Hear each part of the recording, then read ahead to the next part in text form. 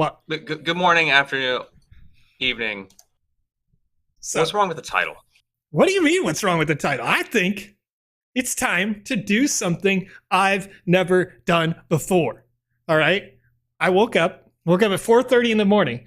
It's 9:08 a.m., our local time on December 16th, 2022.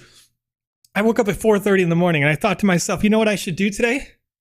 I should go down to my local store.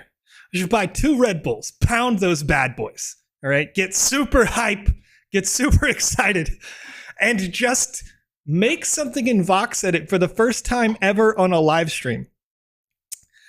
And contextually, for you all in the chat who are watching with us live, I've made maybe 4 things in Voxedit ever. Chat. All right? We're going wild today. All right. Yeah, I think we're finally going to be able to critique Joe here. First of all, best of luck. Here's what we're going to do, chat.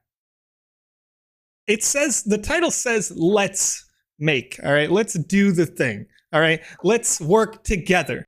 So we're going to participate in, I alt-tabbed to the wrong thing, chat. Christmas Voxedit contest. All right?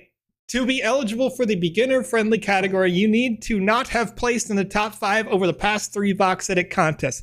I feel like my knowledge of the product might help me here because I've seen so many things made. I've worked with people on so many different Voxedits, whatever the asset creation may be. But I've never really done it myself. So that's true, Jazzwolf. I did recolor Santa Wizzy.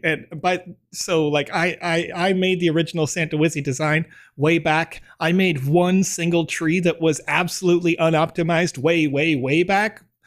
Those are the only assets that I've ever produced. Other assets that I've made is maybe 2 more things ever.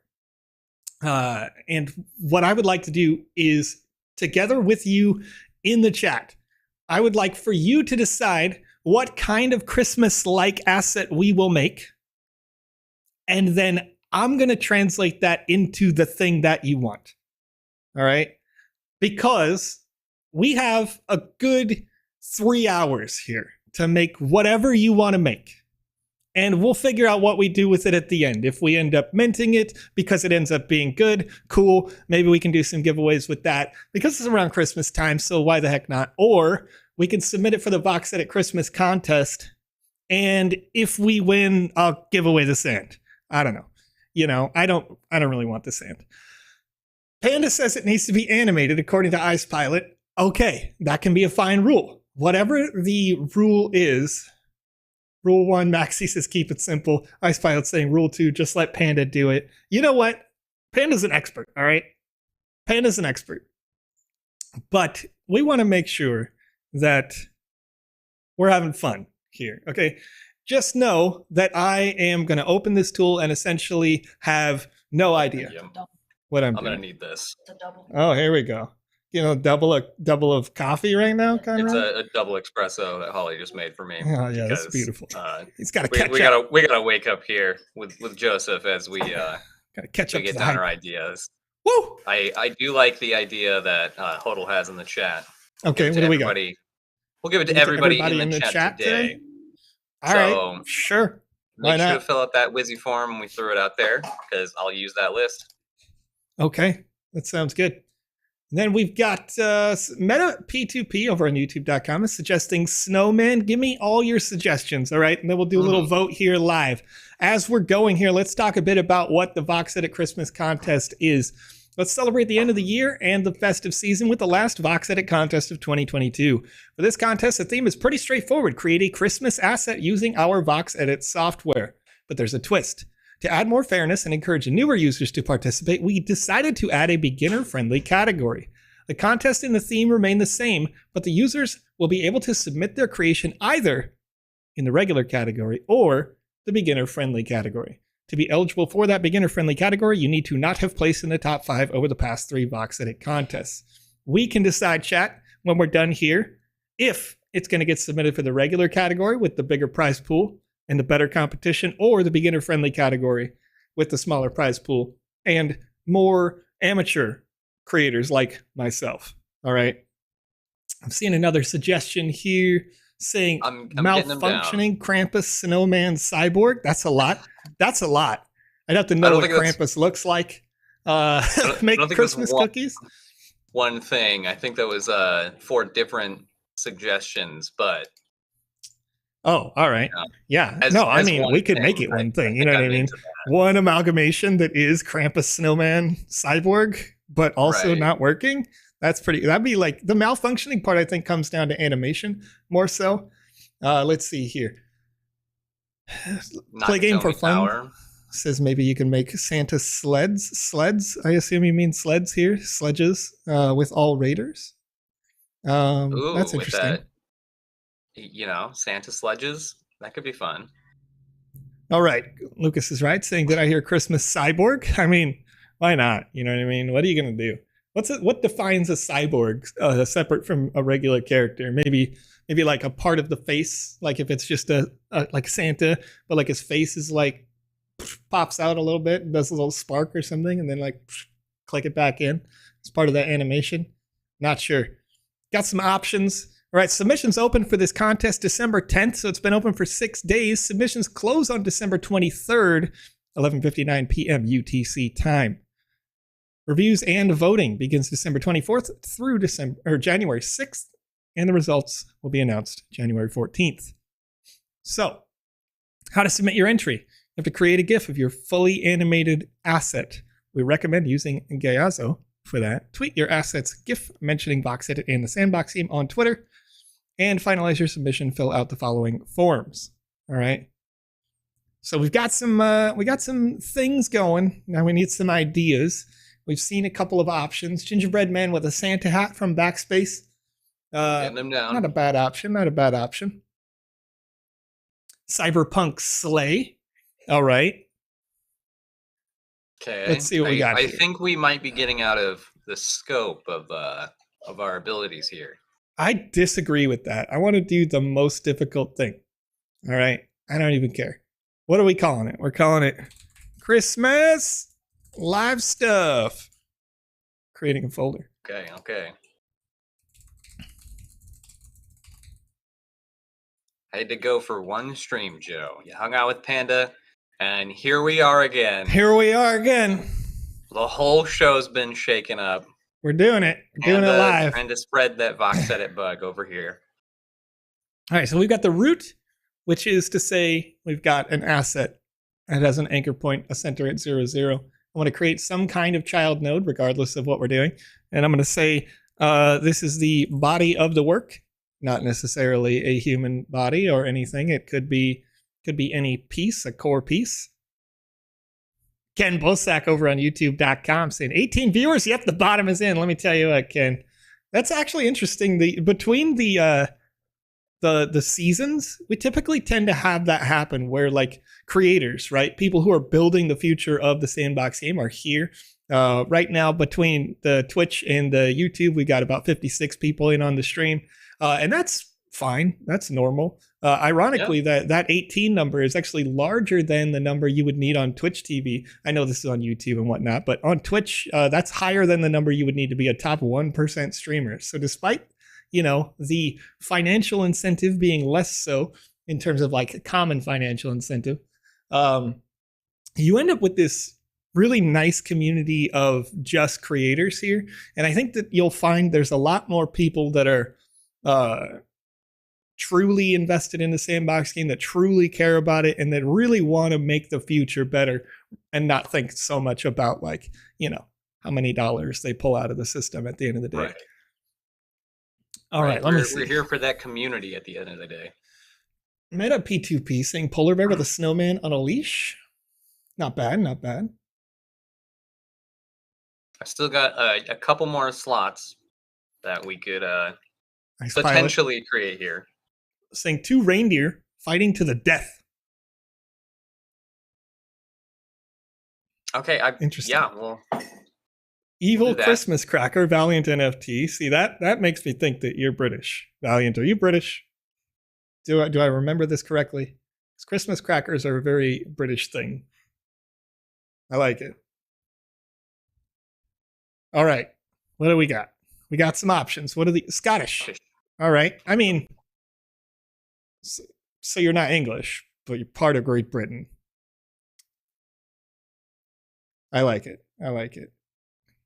My father-in-law is Scottish, and it's a 50-50 shot when you talk to a Scotsman. You say you're British, they're either like, I don't want anything to do with those people, or they're like, yeah, all right, yeah, sure, you know. Like, I'm over it, whatever. Yeah, like allegedly. I appreciate that. Appreciate that comment. That's yeah, funny. there we go. All right, so I got a body. Haven't animated it, right? We've got an option on here. Let me see. If I was to select the body, we're trying to do it live. All right. I don't know. I honestly am not very good with this, and that I think is going to be a good thing. Let me see. New VXM. So we're putting a model to the body. We're just going to call it body as well. We're creating a model for the body. Once we know kind of what we're making, then we have an idea of how it's going to go in the game, how it's going to be animated. Mr. Select is saying, what is the contest, guys? So the Christmas Voxedit contest here is for you to create an asset. It should be animated. An asset inspired around Christmas, whatever that means to you. You can see the variety in the top image here includes things that wouldn't maybe normally be considered Christmas. This looks like a little like almost turtle dinosaur thing, but it's got a Christmas sweater on it. You know, got some options for it. Beginner friendly category is new for this contest, and a regular category as well. Opening December 10th, ending December 23rd, 11:59 UTC. So that's sort of the inspiration for the show. And we got about 3 hours or so. We want to try to create something and see what translates from somebody like me who is really an amateur creator. I have no idea what I am doing, right? Like I am not PandaPops, who is a specialist here. Let me see if I can load a palette. Is there a palette that works? None of these palettes. See, I'll have to make my own palette. We'll do the whole thing. We'll do it live as an amateur here. All right, Conrad. So what are some of the choices we've had so far? Oh, I'm making a Google form for the chat right now. Oh, okay. Nice. All right. So you guys have a chance to vote on it. Santa's elves with candy cane as a weapon. That's interesting. Like multiple elves, have them running around collectively. They would have to be sort of anchored together, but could run around in like a whirlwind of candy cane bops. All right. So as we're looking at this, let's go ahead and save that. We've got a body. You're cool. You're cool with all of the ridiculousness? I'm cool with all options as long as it's, family friendly. Yeah, obviously we have some violence in the game by default because most of it is action RPG sort of thematics. So anything is good, I think. Right. So now we know we have a body. We know it's going to need more child nodes, so we'll go child 1. I assume the body is going to have multiple components. Create a child node. Child 2. And we're making these things so that we can see, things that move around with the root of the asset have different components. Maybe those things are arms. If this is a traditional body, you would make body be like the torso, where the root is the whole of the body. Body is the torso. You would have an arm as child 1, arm as child 2, and that might have other reflexive children like the individual moving components of the arm, and they would be smaller and smaller as it goes. Wapox saying, question, is there a confirmation if my submission was sent for the beginners in the Christmas Voxedit contest? Not necessarily confirmation, but if you there's only 1 or 2 people, and I'm not one of those people that can confirm if your submission was sent. But if you were to send it in twice, the only thing that would happen is that Panda would have to erase one of the 2 submissions, because those happen from time to time accidentally. Okay, I think we're you ready? Good here with our first 10 options. I'm about to throw this out of the chat. Give me one second there, chat. And we'll get a vote on that. Okay, let's assume that we have a body object, and we're going to have body 2, and we'll create a couple more child nodes. Weird options today, chat. Child 1.1 and create a child node of child 2.1. All right. So now I have body 2, and their respective childs. In this case, it would be like upper body, lower body, or maybe if it's a car, it's car body and then wheel body, or front end, back end. If it's a sleigh with some, reindeer at the front, then you're going to have different respective bodies with those things. And we can modify this as we continue to go. All right. So we've got a form out there over on twitch.tv. It looks like it didn't send on YouTube. Can you resend that one real quick?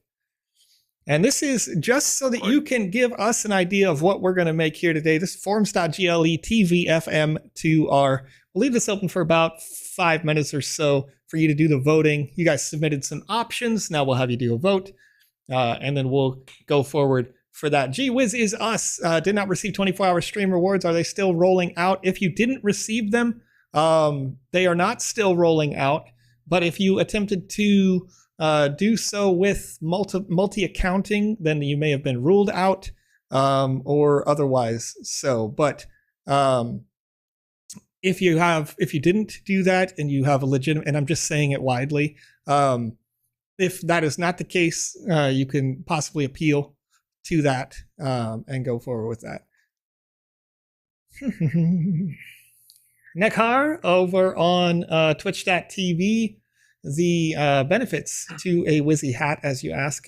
First, it's an asset that's usable inside any combat-based experience in the Sandbox game. It is a component that we created here with you on a live stream like this one through Alex Florez. It is a derivative of the original Wizzy itself.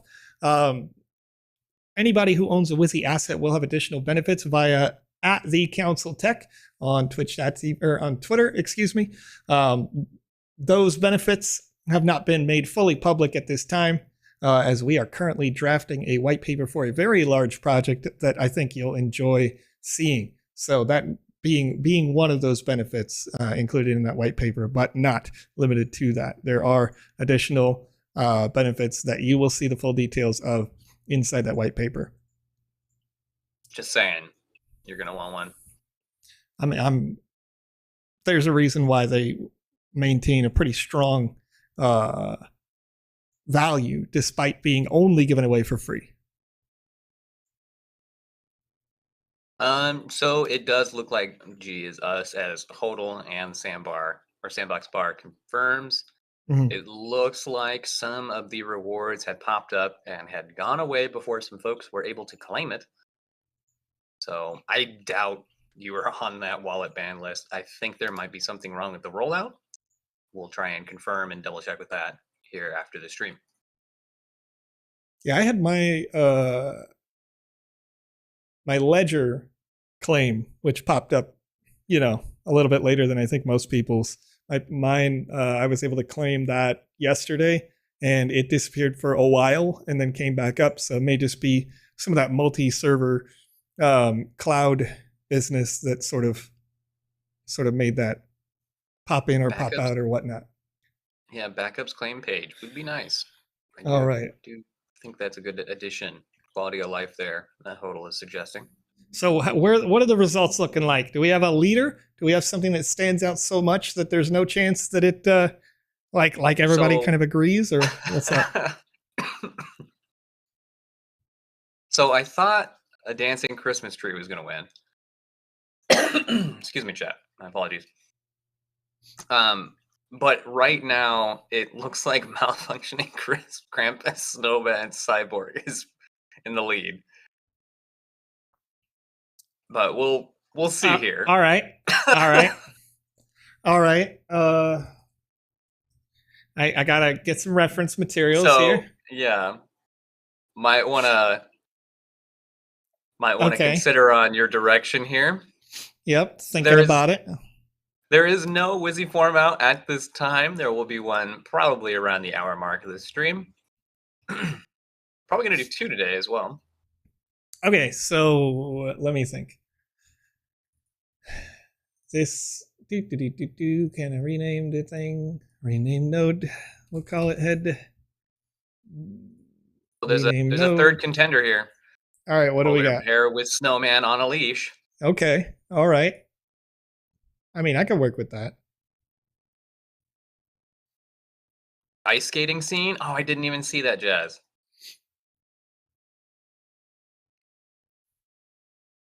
My apologies. I only did the first 10 that I saw there. All right, let's see. See, I'm liking this one right here. I'm seeing a Krampus. It says Krampus by Maxwell Joseph Hargreaves, Hero Complex Gallery. Not sure. I'm going to use this as a reference piece.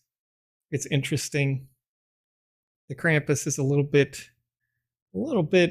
crazy, a little bit wild, and not opposed to that.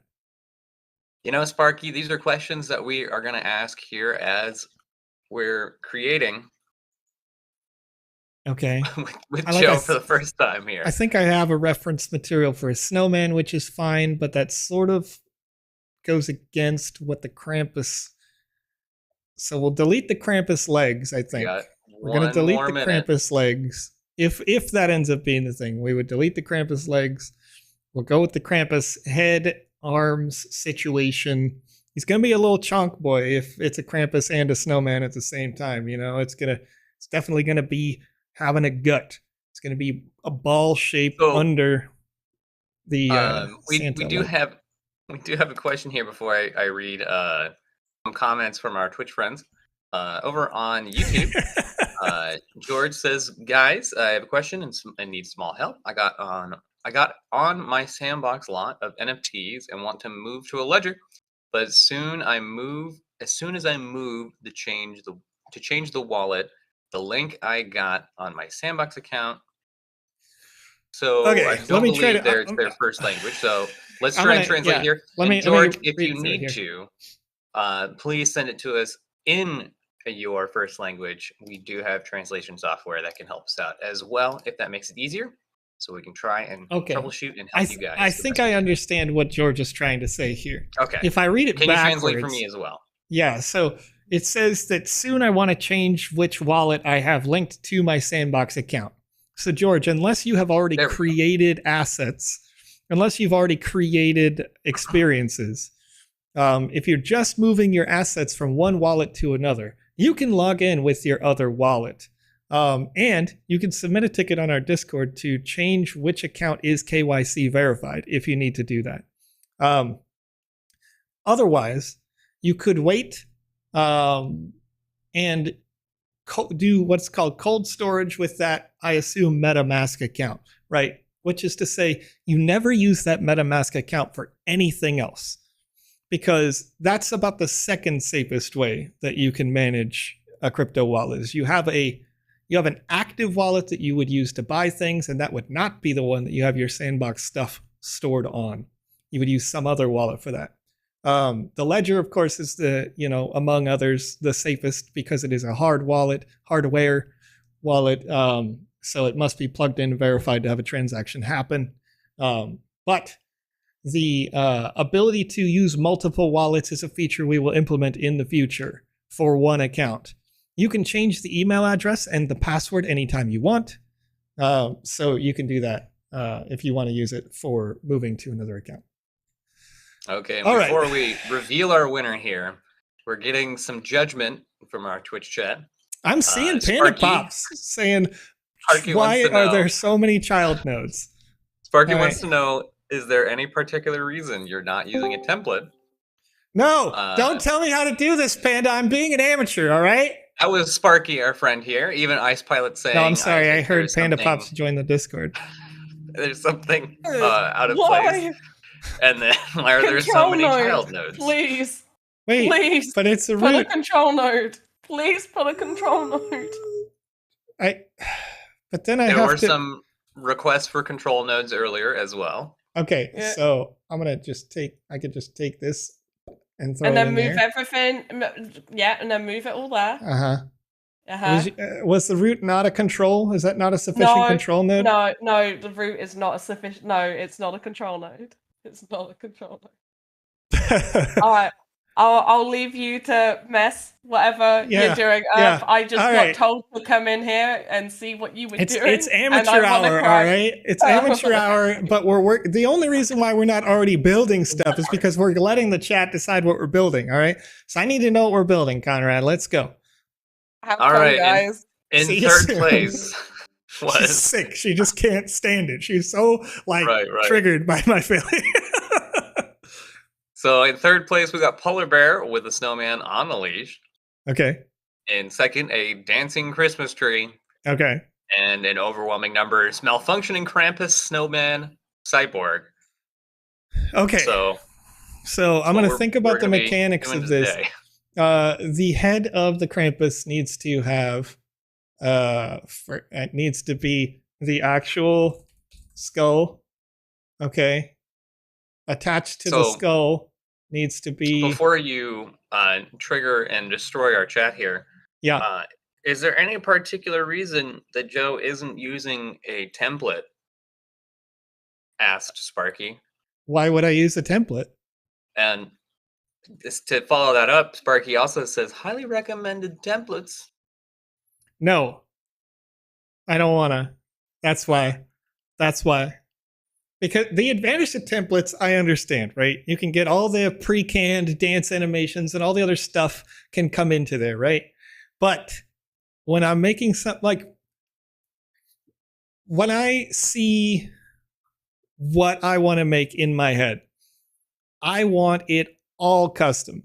I want to do the extra work to create the animations because I've got on the bottom right here, you can see the animations. It says idle now. I want to make all of the functions of the asset if I'm going to use it in my experience. I also don't necessarily want it to be templated if it's an NPC in my spaces because I don't want to do things like I'm a perfectionist. And this is why I really don't do Voxedit because I'm going to take it, use it, put it in the Game Maker, go, oh, no, this sucks, throw it all out, redo it until I get it right. Because I want the wind to blow from west to east. That means every asset that I put in there that is static and has an idle animation needs to have its clothing ripple from the west to the east. That's the kind of animation that I want to do personally. I want to take if I'm going to have a character get hit and it's going to be a combat-based character, then the damage animation is going to have exaggerated animation to it, not the default thing. I'm going to have exaggerated animation where it gets hit and this beard is going to move off to the right like it's a Disney Films animation. And I'm going to reference things like Beauty and the Beast. If you've not seen it, they have they have really good documentaries on how the animation works in older Disney animations like this that I think take your stuff to the next level. Now it's a ton of work, but that's the kind of work that I want to do if I want to be at the top, and I'm going to do this professionally, and I'm not going to do this just for fun. Of course, we only have 3 hours here, and I'm already a half an hour into it, so probably not going to get anywhere close to what I want to do, but I am going to do that with that in mind. Our Twitch chat was just roasting us for this being a 3-day stream. Yep. So, yeah. Good luck, Joe. 3 days to build out a full avatar with all the needed animations. The thing is, for this contest, I only need one animation.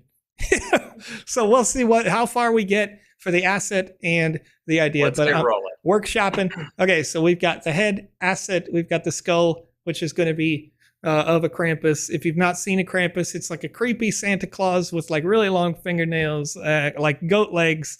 It's got horns on it coming up out of a hooded Santa Claus outfit, cloak, something like that.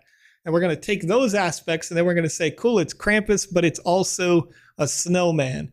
So what is going to make that different? Krampus already has or tends to have really light skin. So I think we've got an advantage there.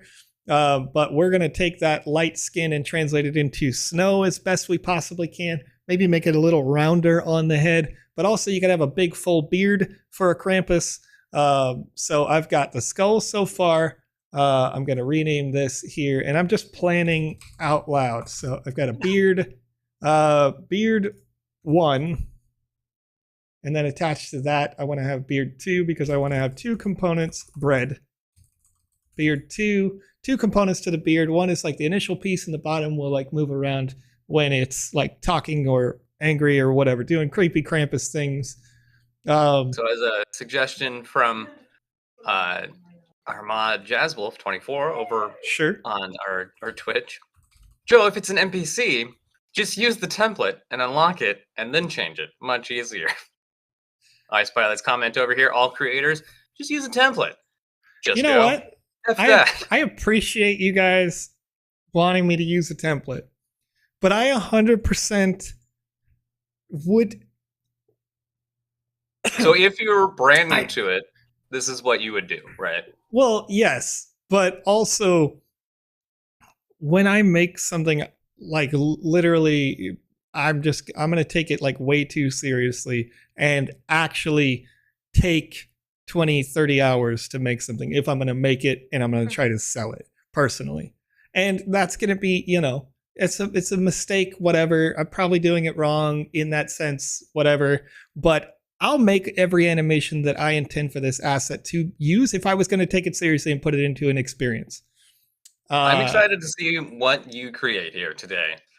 All right, so I've got carrot. So I'm going to have a carrot nose on this Krampus because it's going to be a snowman and a Krampus at the same time. The carrot will probably make it kind of rotted, and I wanted to have a few components here. So I'm going to have a 3-piece carrot.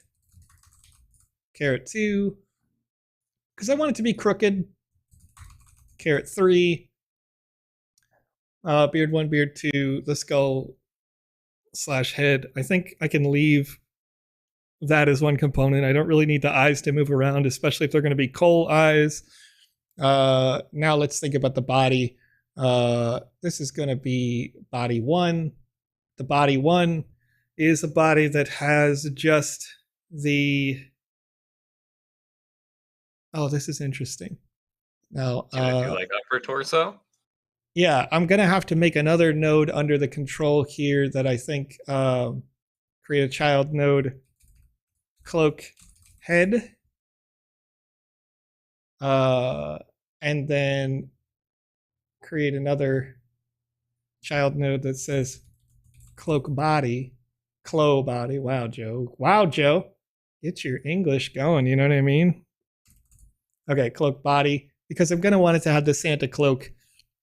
9A7A in the chat memeing it up, saying next week Joe builds a particle accelerator. If I could do that in an optimized way, I'll do it, Right. Dr. Metaverse is saying, like going to the airport, then deciding on the destination. It's possible, but not recommended. You know what? This is what planning usually is. When you're when you're making an asset and you're thinking about it on a serious level, you're going to plan usually on like a notepad or something, the same idea. And, somebody who's an expert like a PandaPops can do it on the fly and they can go, okay, I'm just going to add this and this and this. But I'm trying to plan it out before I do it all. So the body has a child 1, and this is going to be the main components of the body, which is the snowball itself that's under the cloak. It's going to have... Should the cloak body be attached? Cloak, misspelled that again. Should it be attached to the body itself, or? Backface asks, would we be able to buy custom movements or dance moves? Would that even be an option in the future? Sandbox could work with TikTok and have those trending TikTok dances in the game. That possibly. That is something that we have explored. It is not something that is confirmed any direction, though.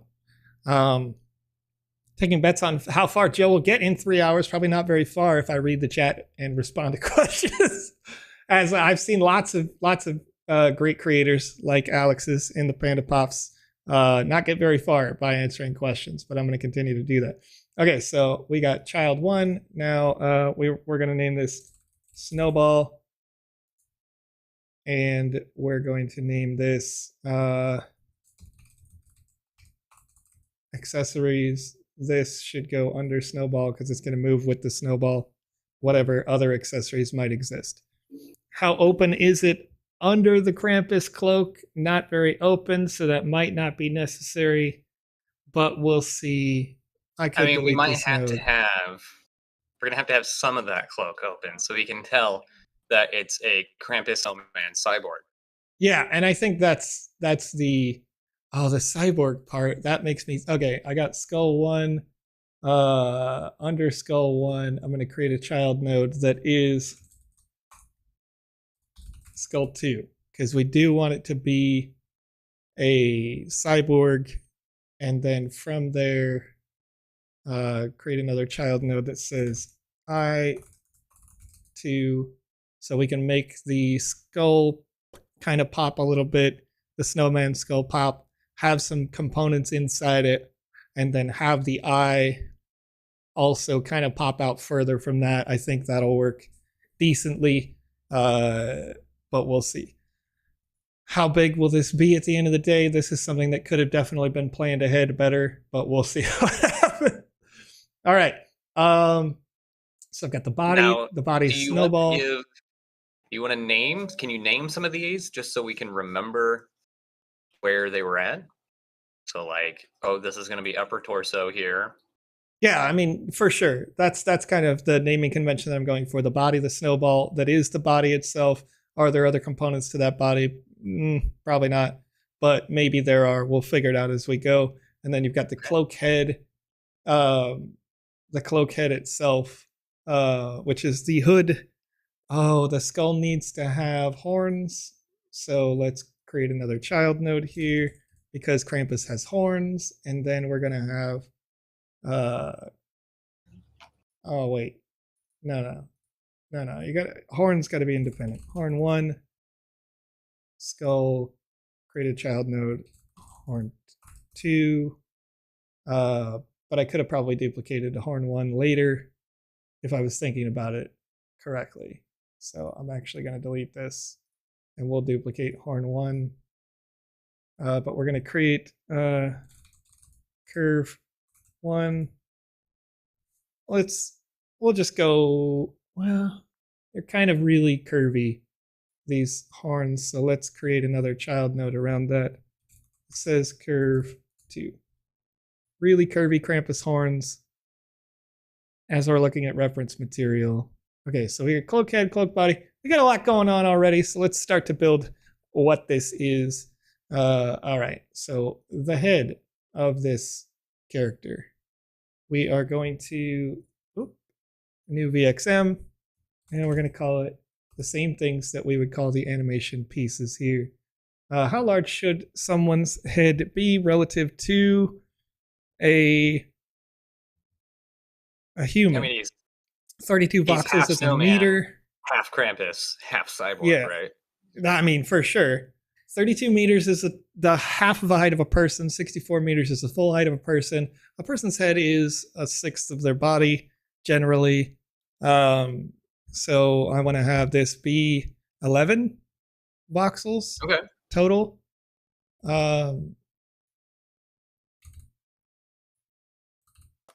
For the head. This may be oversized. I have to figure it out as we go. All right, so generally I want this to be a bit optimized, not too messy, but also be rounded. So let me see if I can grab a little box tool, and we're gonna take this, and we want it to be bigger, but do I want that like that? Nope. Let's back it up. Gonna do that. Oop. And we'll have it start to take some shape here. Okay.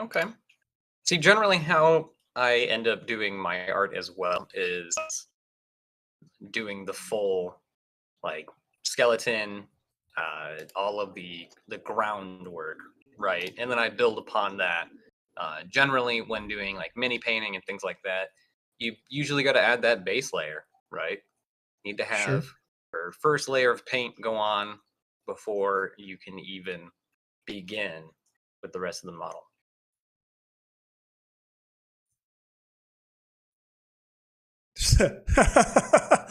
The struggle with the camera, for sure. Okay. How do I make the camera get good? You know what I mean? How do we get Joe to get good? And this is it right here. Practice makes this perfect, is it, chat. for sure. There we go. So we're using the right click in the top to help make that good. And then we want that to be there and there. Is that round? Not really. Let's make it a little more round by grabbing the eraser and erasing this corner piece on the edges. So we're not going to have it be too square. We do have a suggestion from Sparky. I like seeing the nice edges outlined in black. That way you can kind of see what's going on there. My little bit of time in Voxedit also had me like doing this. There we go. So we got the tool. All right, so we have some sort of a head. Color-wise, it's absolutely wrong though, because this is a Krampus head. So how do we modify the color? We're gonna go to the paint function. Nope. We're gonna palette this. How do I modify this color? Oh, in the top right, I make it more white. Not entirely white though. We don't want it to be so blindingly white. We want it to be able to have depth and edges to it. So I'm going to bring down. Bone. You want to make it a bit creamy. Yeah, I definitely don't want it to be bone because I think the Krampus that I'm looking at is pretty gray. But also to make it a snowman, I'm going to want it to be a little bit white or on the side of white, and then I can sort of paint the edges as we get later into the nitty gritty, the small details of what this asset is. In terms of this being a cyborg, now I kind of don't need to have the whole face in there all the time. So I'm going to actually erase a bit of this, but I want to erase the volume of it. So I'm going to select the cubic tool instead of the paint tool. I've got the eraser selected, and I'm going to grab some of this and just make it go away. All right, so got a bit of Krampus cyborg head base layer here. No eyes yet, but we'll get to that. I think it's going to be a 4 pip eye here, or 4 voxel eye that we'll put on the front. But I also want those eyes to have a little bit of volume because they are coal, so I'll make it a separate asset. We'll save this, go back. Okay, yes. And then I'm going to take that head and I'm going to drop it into the head node as it is here, grab it, and we'll move it off of the center. It's not faced forward though, so I'm going to take that and rotate that node over here, 270. Let's rotate it a bit. It's not centered because when I created this asset, I didn't change the anchor point here. So let's go ahead and edit this again. This got me paying a rent. This part, right? Yeah, so that pivot point is not centered on the asset, which I want to have at 6.5 because it's 11. And I'm going to come back in here to 6.5. I'm going to save that again. I'm going to go back. Here we go. Now it's centered on that point almost appropriately. It doesn't, is it right? Oh yeah, it's good.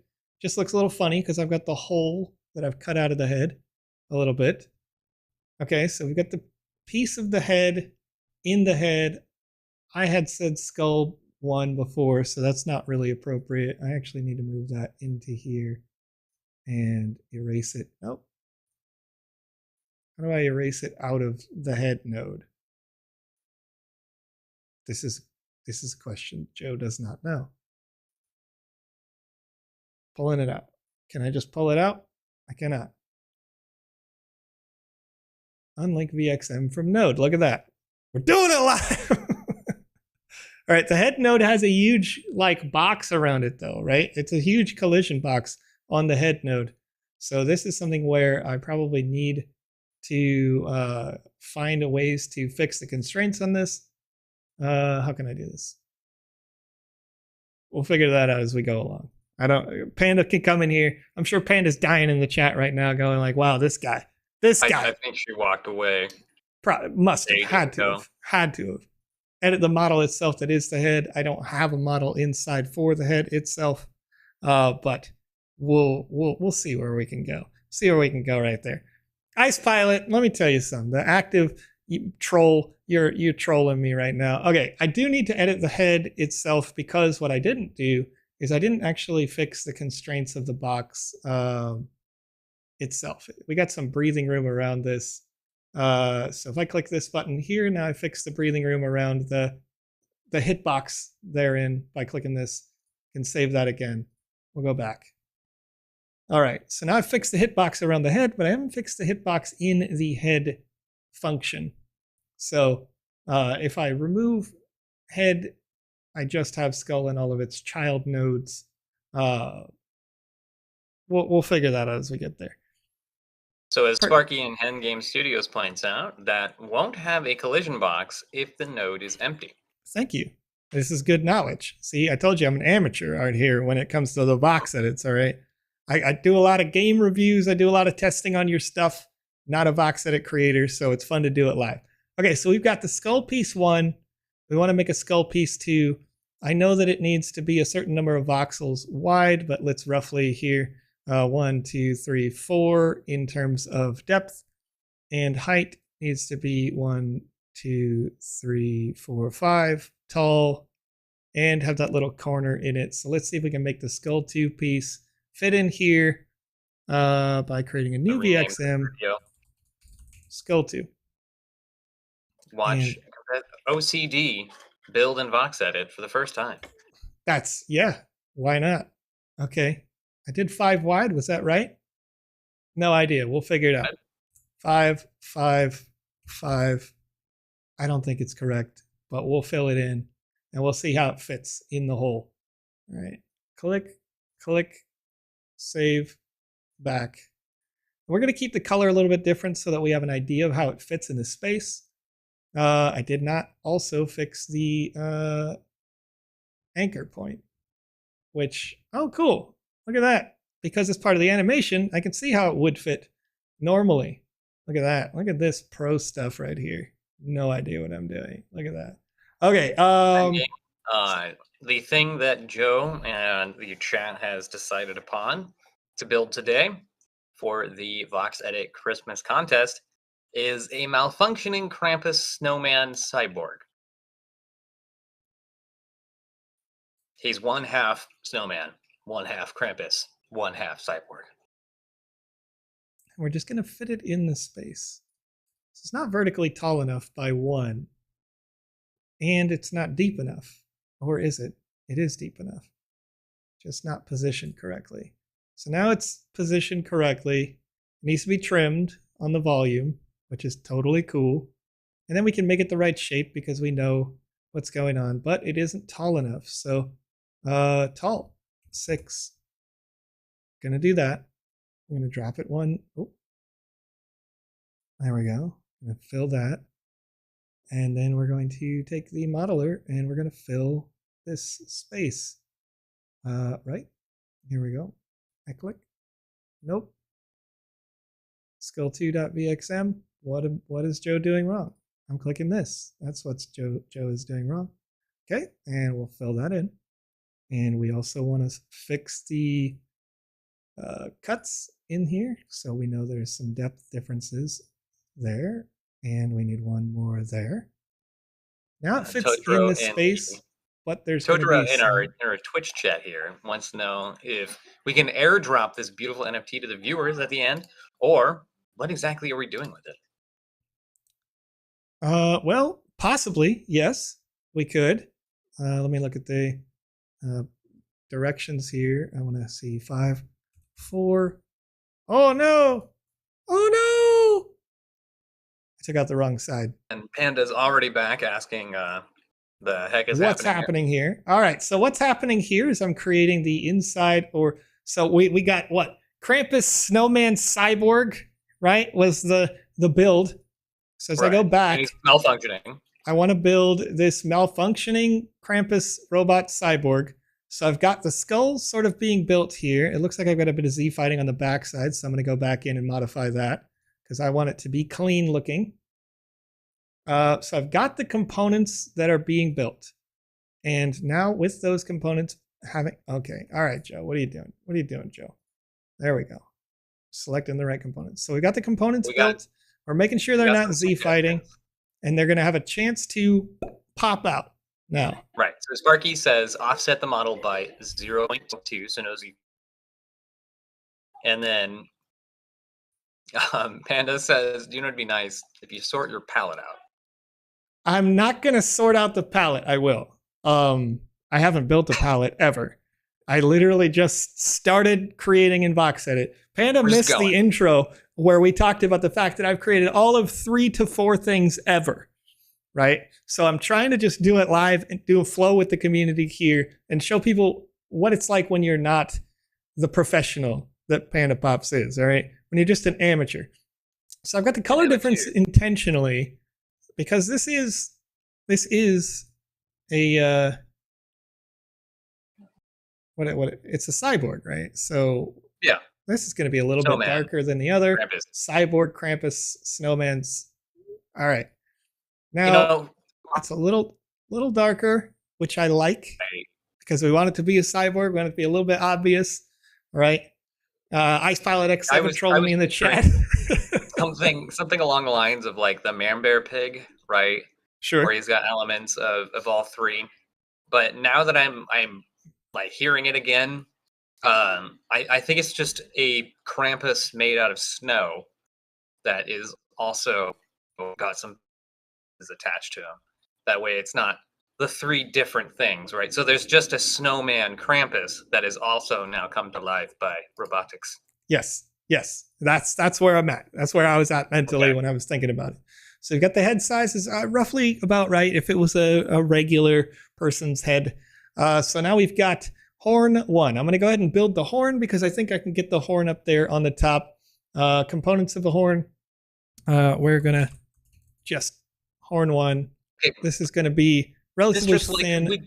We got probably maybe 10 minutes of actual 2 in Voxedit. And we're just going to fill this bad boy. PandaPops, we're going to be adding 1 animation because we're in the beginners category, okay? All right. And we're going to give it a horn color. So Joe did that wrong. Click. No. Paint. Do the paint. There we go. Horn color, not perfect here. Let's, how do we make it a little more? Okay, yeah, there we go. A little less bright, a little more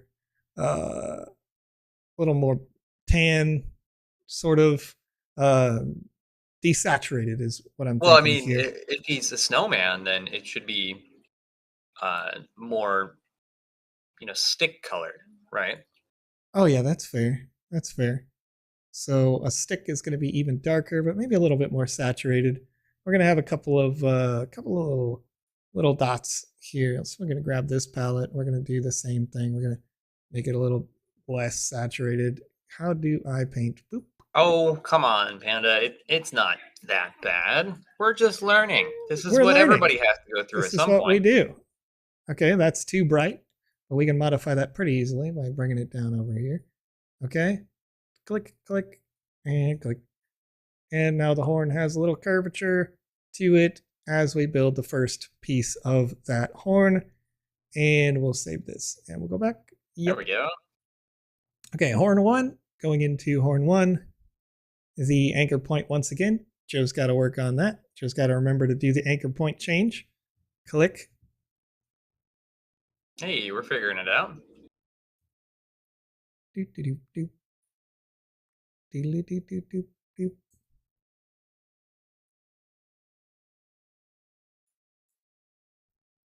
Okay, and that's locking down where this thing is going to connect, right? Yeah, so the base point of this anchor, right, that's going to be where that is. When I attach other components to it, they'll be attached off of their own bases as well. So now when I stick this thing in the actual, snowman skull, it's going to stick from that point, that 0 right there. So we'll save that change. Now it's inside the thing here. So we're going to take that and we're going to move it around, not from the motion, but from this component. So we're going to bring it out. We'll bring it up. I think I want it to be a little bit embedded, but not too much. And then it's going to be over here And we're going to grab the global transform. Endgame Studios over on Twitch does remind us that you can right-click the pivot and center it. Sorry, as well. And I think I want it to be a little bit more turned out here, like a horn might. I think it's a little bit, it's sticking out a bit too much for me personally, so I'm actually going to have it go pointed out more so, and then we'll we'll see how this is going to go.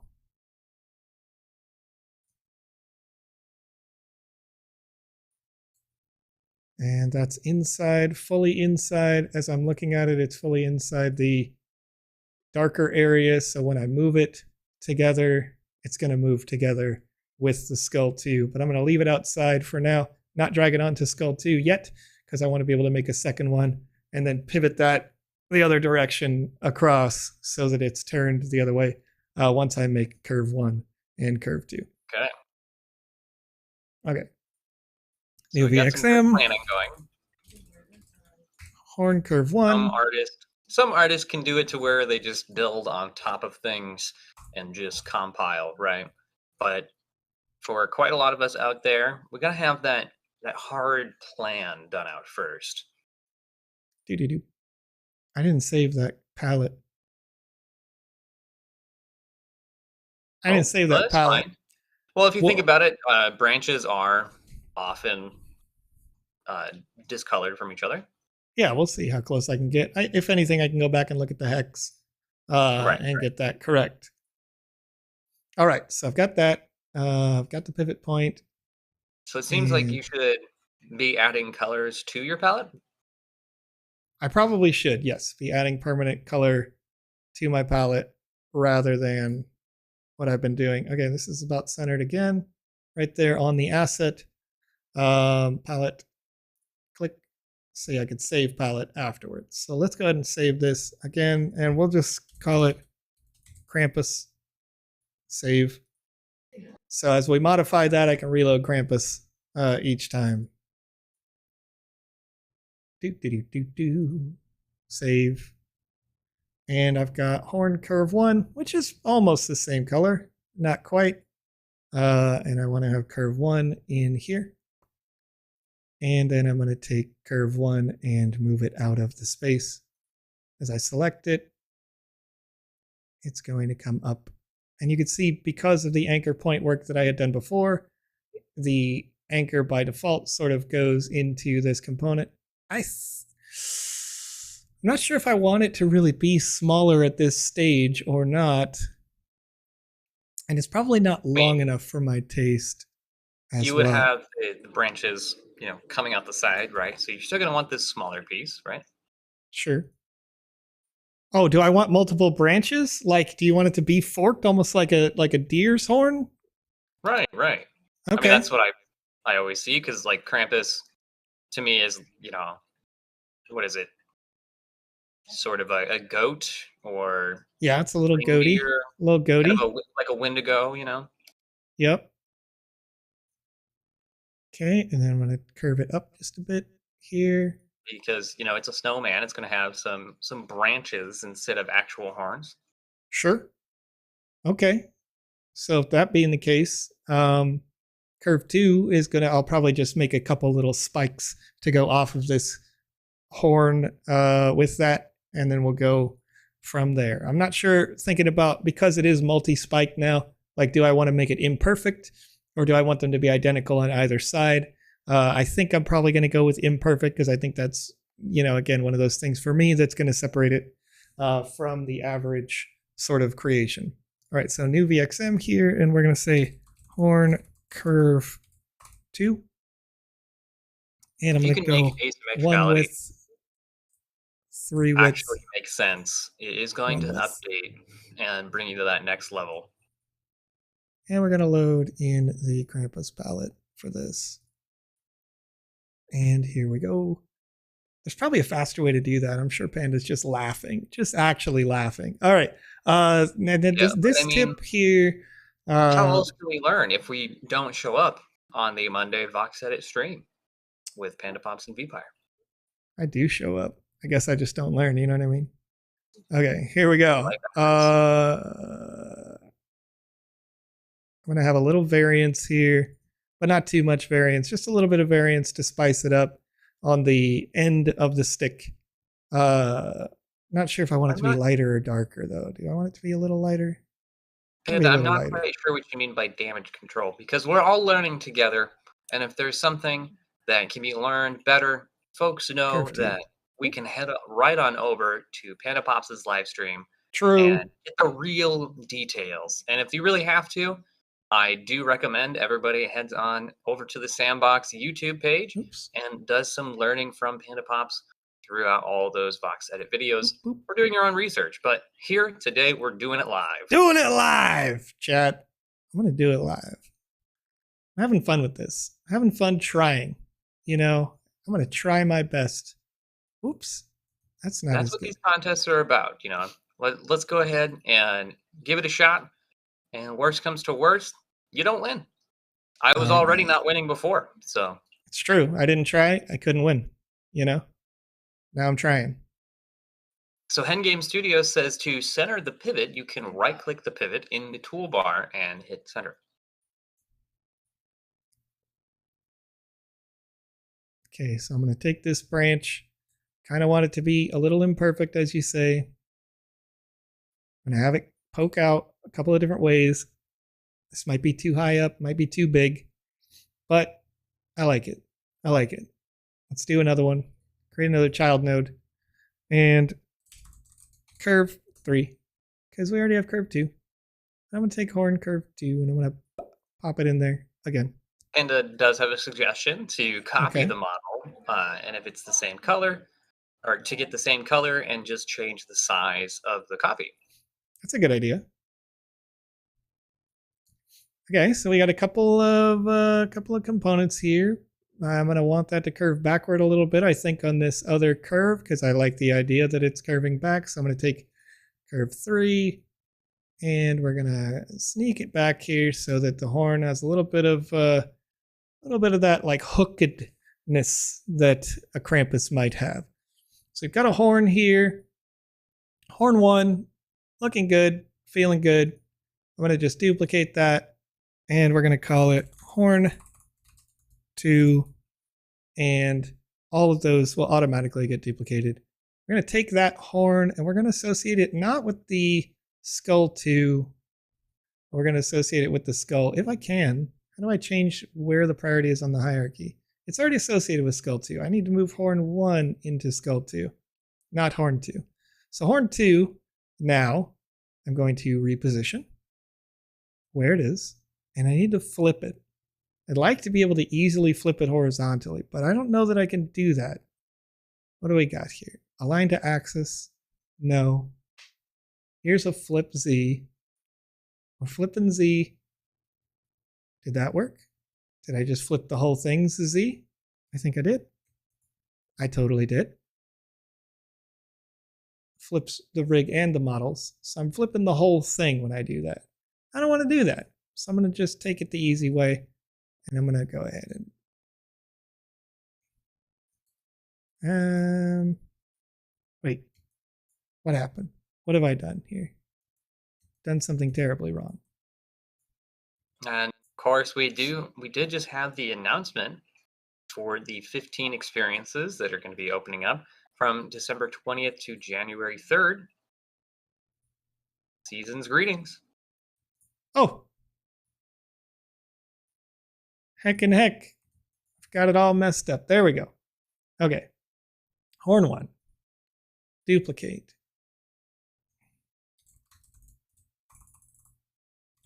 Horn 2. Okay. Taking horn 2, that's in the right place. Horn 1 needs to be associated with skull 2 because it's on the skull. Horn 2, I need to rotate and spin it. So I'm going to go ahead and flip it and reverse it right now. 90 degrees. I would like to be 90 degrees. It's not going to participate in that regard. That's okay. And I'm going to turn it like this. And we're going to reposition it. Soon TM. Over to the other side. And that still needs to be turned a bit more this way. Let's just do this. Let's just do this. And then we'll figure it out. We'll figure it out. Do it live. Quit. Come on. You can do it. You can do it. Okay. Whoa, go over there. I want that to be curved backwards a bit. Bro. My brain does not compute this right now. Look at this. There we go. Getting somewhere. Yeah. Okay. Got some Krampusy business. Let's move it a bit.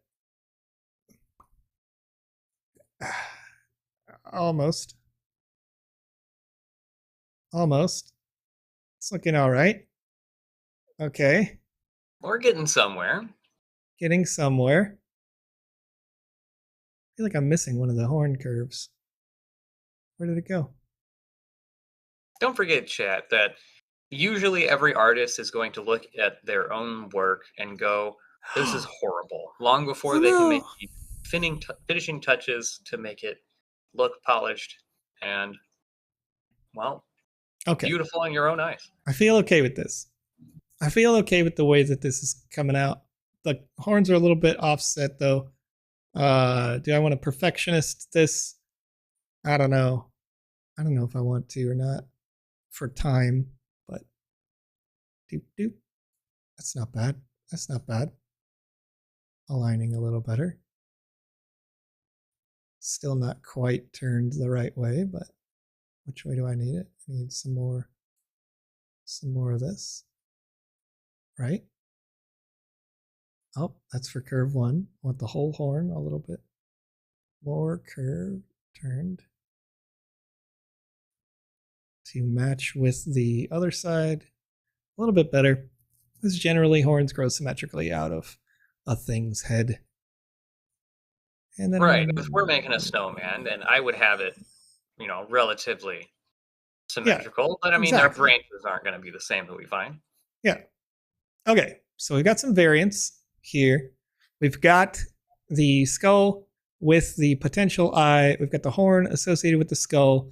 That's going to result in the ability to move that into, like when I move skull to this component, all that other stuff is going to move with it. So when I'm thinking about the animation and I want to show off that it's a cyborg, the obvious thing is that the color hues are slightly different, but when we animate it, we're going to make that piece kind of pop out, and there'll be some circuitry things happening inside on the backside of that piece that we'll design later as we get further into the shading and the different aspects.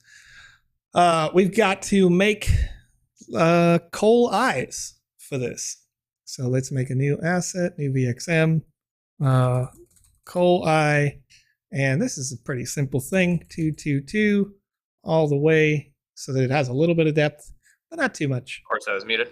So I think we should have the one coal eye, right? And then the other side should be just slightly like indented. That'll have our cyborg bit and then one glowing red eye. Okay.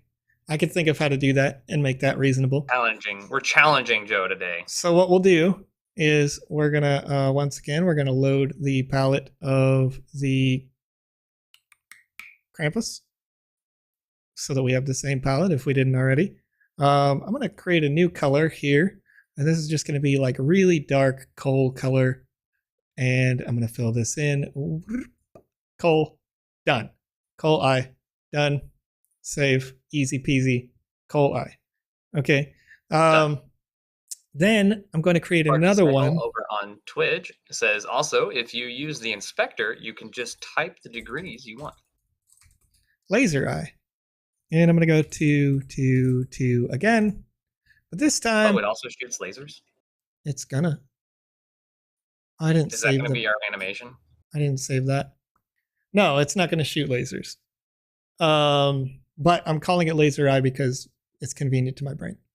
We want this to be glowing. Red. Not super red. It needs to be bright, and because it's lit. It's lit! We're going to give it some red. We're going to let it glow here by clicking on this. And then we're going to fill it in. Boop, boop, boop. This is a lot brighter when it's fully lit up. So how do we make a nice medium? I want it to have a little bit of that, like, because it is a light, it's going to be brighter than this core, like, key red color. So I'm going to bring it a little bit of lightness, and I'm going to go ahead and save laser eye like this. And why did Joe do that? Why did Joe do that? So I'm going to go to the base head itself, and I'm going to add a child node that says coal eye. Okay. That's what we want to see in Panda's chat. We want to see all of those questions show up, get people interested, and drum up, some interest here in the Voxedit, so we can show you guys that even somebody as new to it, like Joseph here, can just kind of roll into it with not very much knowledge and still get something done. So go check out those Voxedit contests, guys. Okay. Trying to make coal eye work. It's trying to make it happen. It's not going to happen.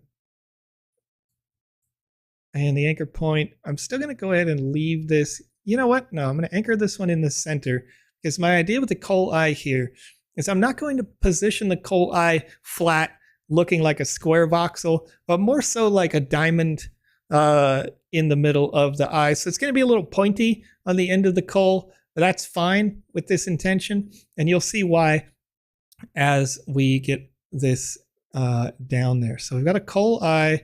MGM Studios is losing their mind. Don't forget the right click. Come on. I'm not going to do it. I want to do it.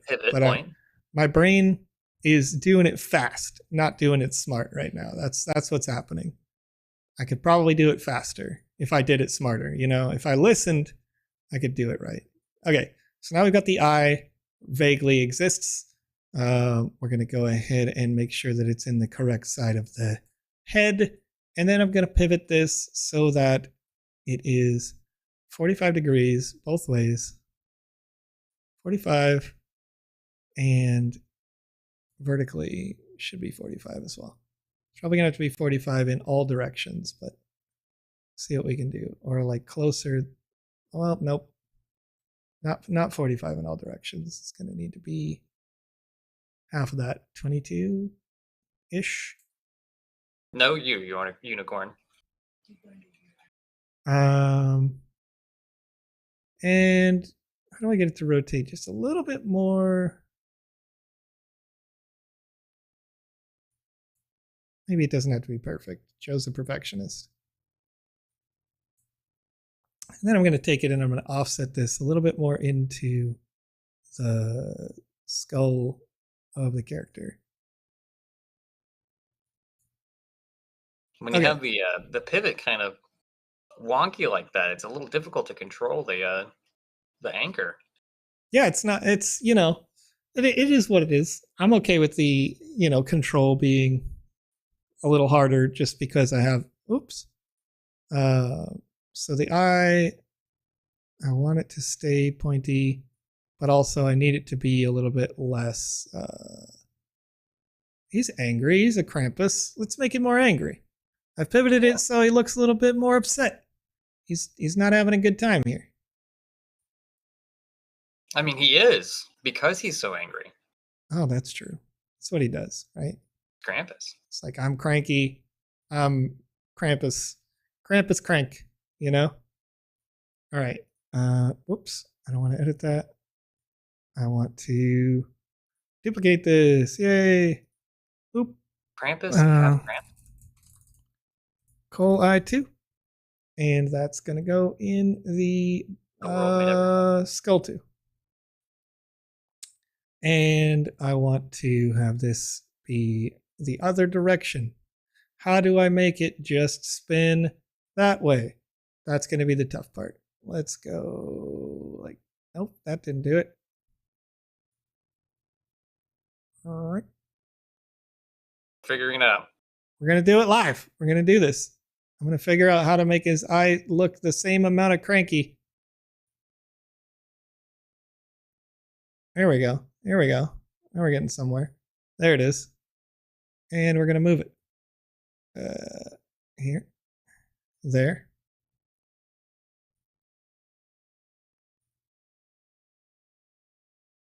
Oh. 7nif, I'm not sure what farm you're talking about. Because there's nothing out in the chat right now.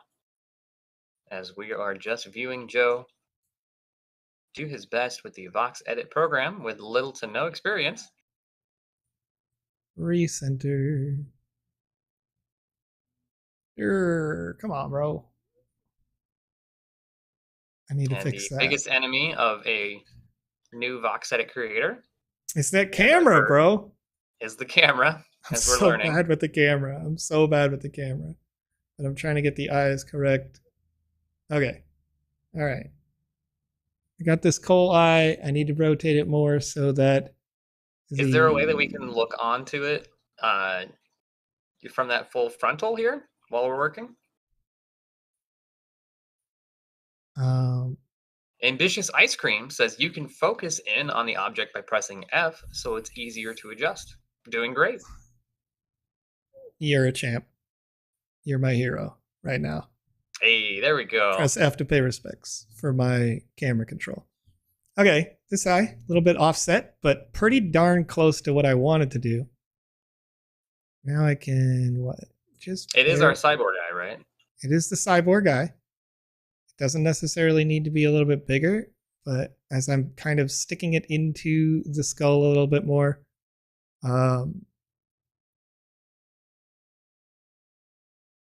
that's pretty close. That's pretty close to what I wanted. Okay, so we got Coal Eye 2, and I'm going to go back to Skull 2 and create another. Oops. Yeah, sure, whatever. I'm going to create another child. Darn it, Joe. Get your brain together, bro. Clicking the dots. Joe, we are create a child node. And I'm going to say laser eye. Okay? And the laser eye is part of the coal eye, but we'll put the coal eye on the laser eye here. But we're going to take the laser eye and we're just going to pop. And we didn't change the anchor point of the laser eye yet. So let's right click on set the floor. We did that. Pivot point. I want to know. I said set the center and I said set the floor by right clicking it. And it took it right, boop, boop, right to the middle. So thank you, chat, for being good at this. All right. That's easy. Okay, so we're going to grab the laser eye. We're going to bring it to... Darn you, laser eye, bro. Okay, I don't want to move the whole thing. And so I made a mistake by making the coal eye anchored to it first. So I'm going to, how do I make it so this is not the case? Unlink VXM from node. Would that be doing it? Would that be doing it? Or am I going to just break it all? Probably going to break it all. It's fine. We'll figure it out. We'll figure it out. Okay. So we're going to bring out, yeah. We got to bring out the laser part of the eye because we want it to be lasery. We don't, it's just got to poke through a little bit. And what did we say? What did we say did that? F, press F to pay respects. Here we go. And we're a little bit offset, but not too much. So a little poke through there and we'll bring it up to where the eye actually belongs. Here. We'll grab the coal eye again and we'll try to make this work. Bring it down. Bring it up just a little bit and back. We're going to position this until it works.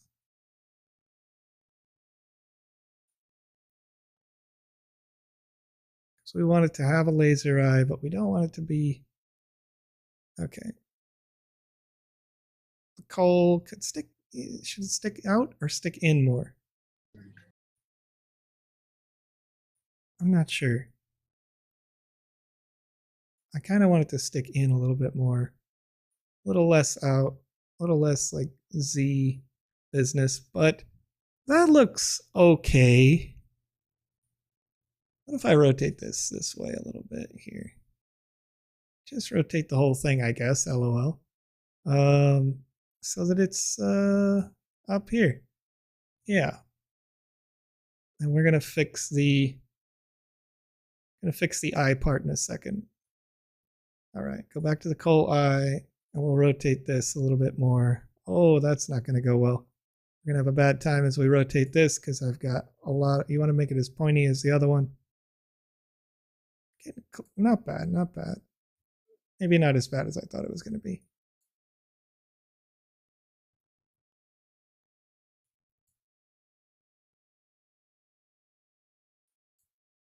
And we'll move it around again.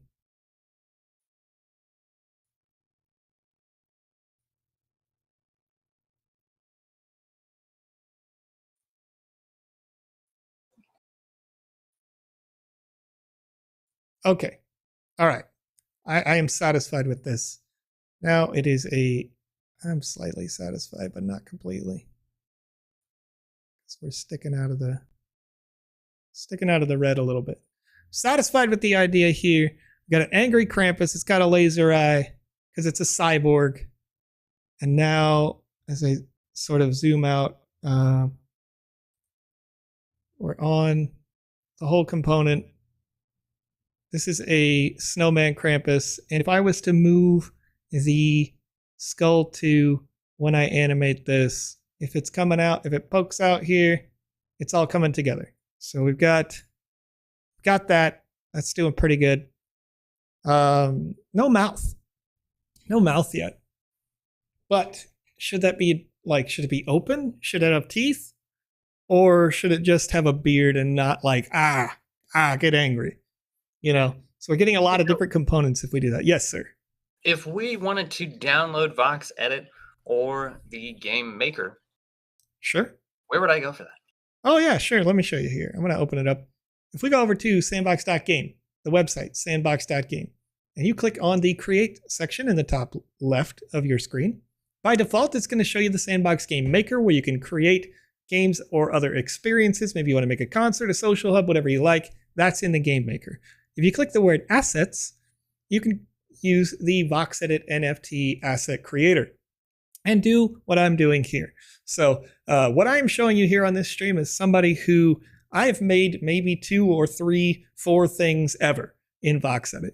And I'm kind of working with the flow live. I've seen a lot of live streams, but what we normally do on the GMAE show is play your experiences you create. Today, just trying to have some fun, do something a little bit different. Took some suggestions from the chat, and we're building with that here. So, right. And now, if we wanted to join in on all the events that are coming out, how would I get into those? Sure, yeah. So if I wanted to play in the events that are out, you can click the play button here in the top left. And then you can see the different giveaways / events that may be happening at any given time. News coming soon, that sort of stuff. You can click on play map to see the map events that are live in the metaverse now.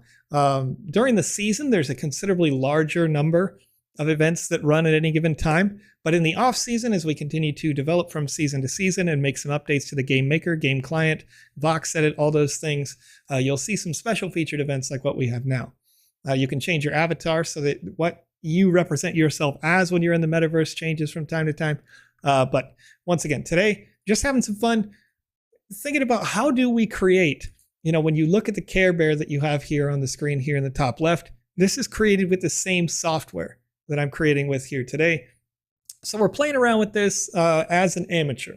There is currently a Christmas contest that is running for Voxedit asset creation software, where you can win loads of money in sand cryptocurrency right now, just by creating something Christmas themed. So we're just having fun creating something Christmas themed, and we'll see where it goes from there. All right. So I've got the snowman head. I want it to have a beard because Krampus always has a beard. Not totally sure if I want that mouth to animate or if I just want the beard to move around. I'm thinking more like the beard should just move around, but that's a decision we can make kind of as we go. He's supposed to be malfunctioning, right? Sure. But I think that for me, the malfunctioning might have more to do with like the way that it sort of animates, like it's kind of glitched, right? Like it's twitching and hitching. Yeah. So I've got beard 1.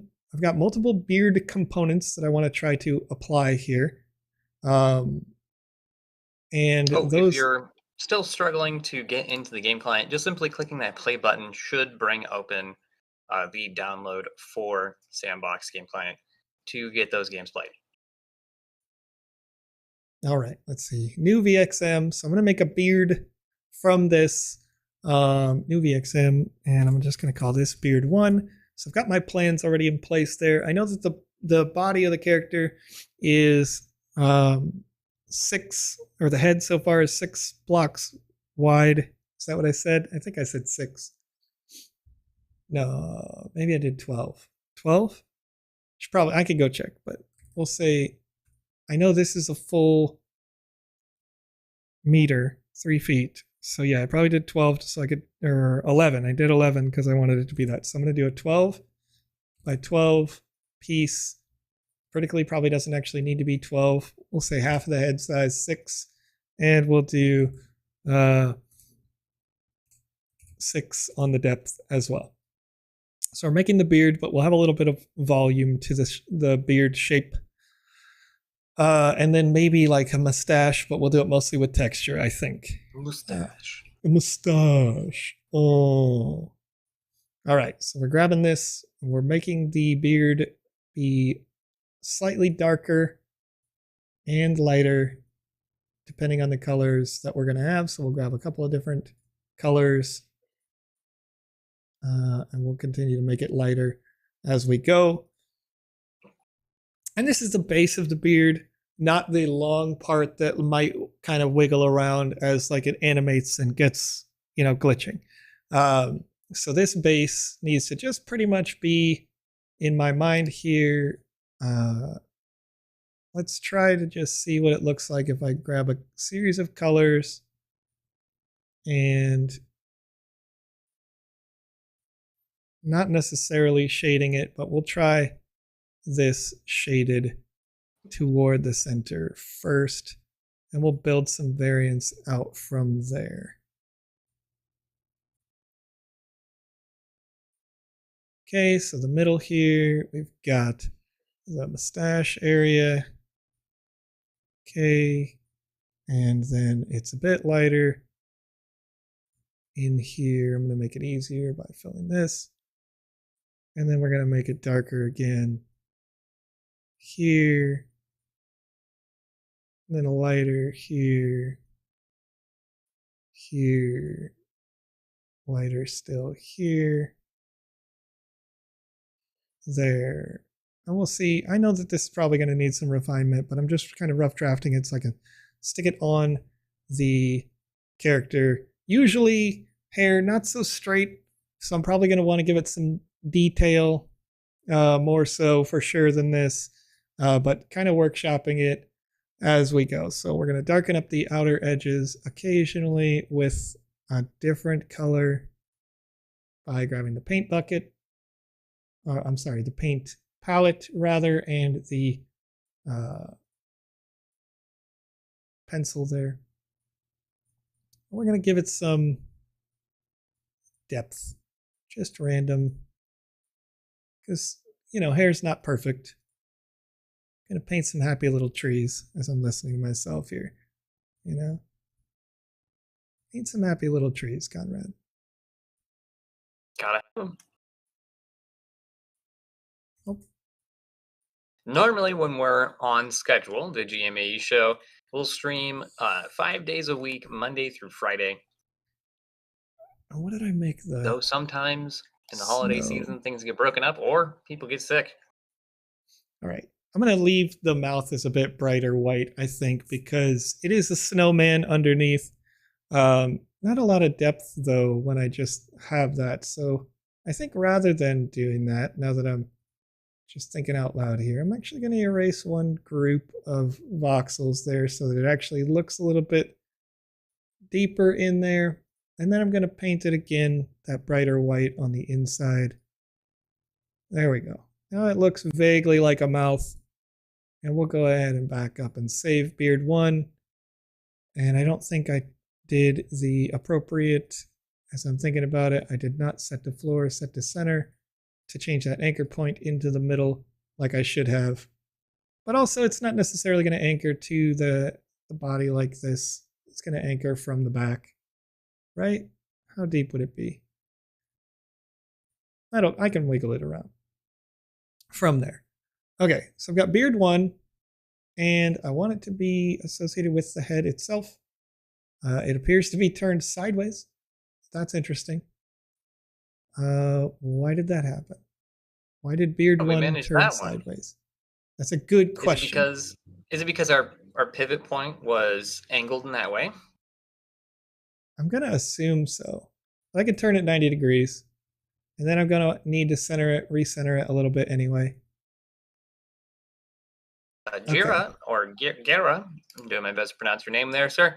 XZ over in the chat wants us to check out their Voxedit job, their very first one that they've done. We're going to give some time to give a fellow creator some love here and check out what they've done for the very first time. It's pretty cool. All right, so I've got myself a Krampus beard, probably a bit too wide. I didn't make it relative to the head. What do you think? Is it too fluffy, or is Krampus's beard really fluffy? I think it's pretty fluffy because it's supposed to be, Santa Claus, right? Sure. Okay. Is it too long? I don't think it's too long. I think it could be longer, in fact. Okay, that's what beard too is for. Yes, sir. Go ahead and go over to the Twitch chat and let's check out Gira's very first attempt here in Voxedit. Oh, okay, that's very hard for me to do live, but because I don't have Twitch chat up on the live PC. I can send you the link here. Okay. Okay, give me 2 seconds. 1 sec. We will look it up. I'm gonna put the intermission screen up so I can pull the link real quick. Click. Yeah, I'm excited. He sent it to me on the click. Opening traffic light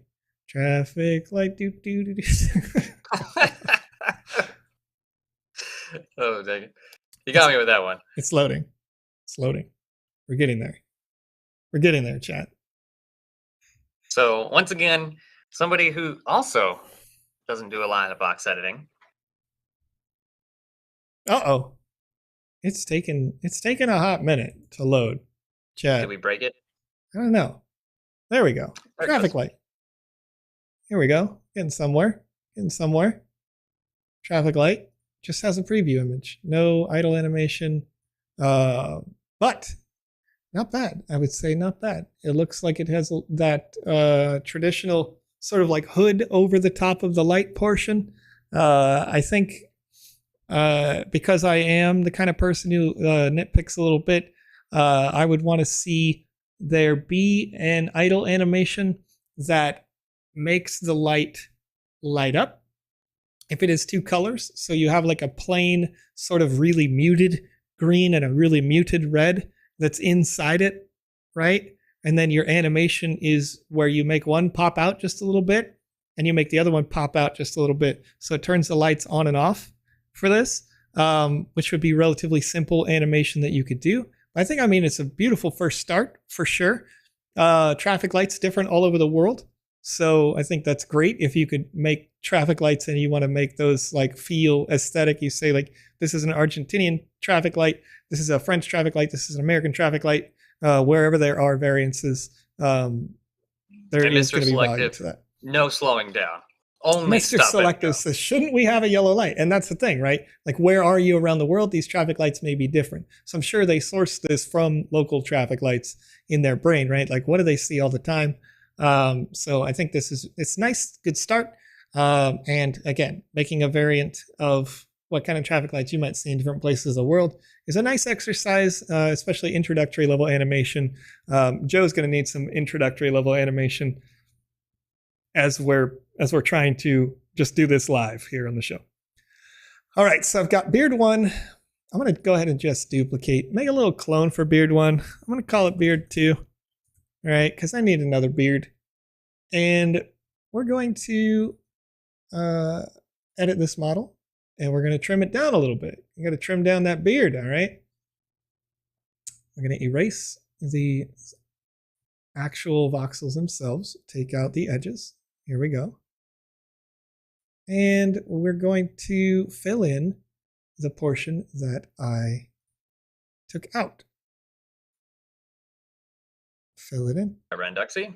All right. Send it on over. Let's check out some of our friends' Voxedit attempts here. Gonna be seeing Renduxies in just a second. And Coinqueror, I believe I said your name right. If you feel that with your 5 days spent in the Voxedit that you are a beginner, you're more than welcome to enter the beginner side. Even if you have more than one animation, there's just one animation required for that beginner tree. Yeah. And for those of you who, maybe you think you've been doing it for too long, in reality, you can only win on one of the two sections. So if you feel like, you've been doing it for a while, but maybe you haven't won, or you're more likely to win in the beginner section, just know that the overarching rule right now is that you can only enter in the beginners if you haven't recently won. So if you had recently won, you won't be able to do that. But if you hadn't, then you could submit for that. All right. So now I'm thinking about this as the bottom of the beard. So I'm going to shave it up a little bit. We're going to round it out a little bit as I'm going, because I want this to be the bottom of the beard. And then I'm going to vary the coloring a little bit more again as we get into these exposed areas of the beard. That's the erase, not the color. There we go. Clicking the color palette there. Lighten it up. Boop, boop, boop, boop, boop, boop. And we got a dark area near the bottom here, which I think the edges of the beard are kind of the oldest, most lacking, we'll say. Can have the occasional dark voxel on them, but I think they're going to be a little bit more white beard hair in there, especially I'm thinking about the bottom because this is going to be the bottom of the beard itself. So I'm going to want to see more color variance on that bottom, just because it's going to get probably more likely to be exposed to the actual end user. And then should it be trimmed up this way? I don't know. Maybe it shouldn't have as much. I think I'm going to trim the back. I think I'm going to trim the back because it's going to be a little bit more pointy, a little bit more pokey for me. Coinqueror, if you think that you can go and compete with those quote unquote pros, give it a shot, my friend. The only thing that is holding you back are your own capabilities. Here we go. All right, we're pokey, pointy sort of business here. Beard 2 saved. We're going to take beard 1, or beard 2 rather, apply it to beard 2. Then we're going to grab it. We're going to put it in the right position.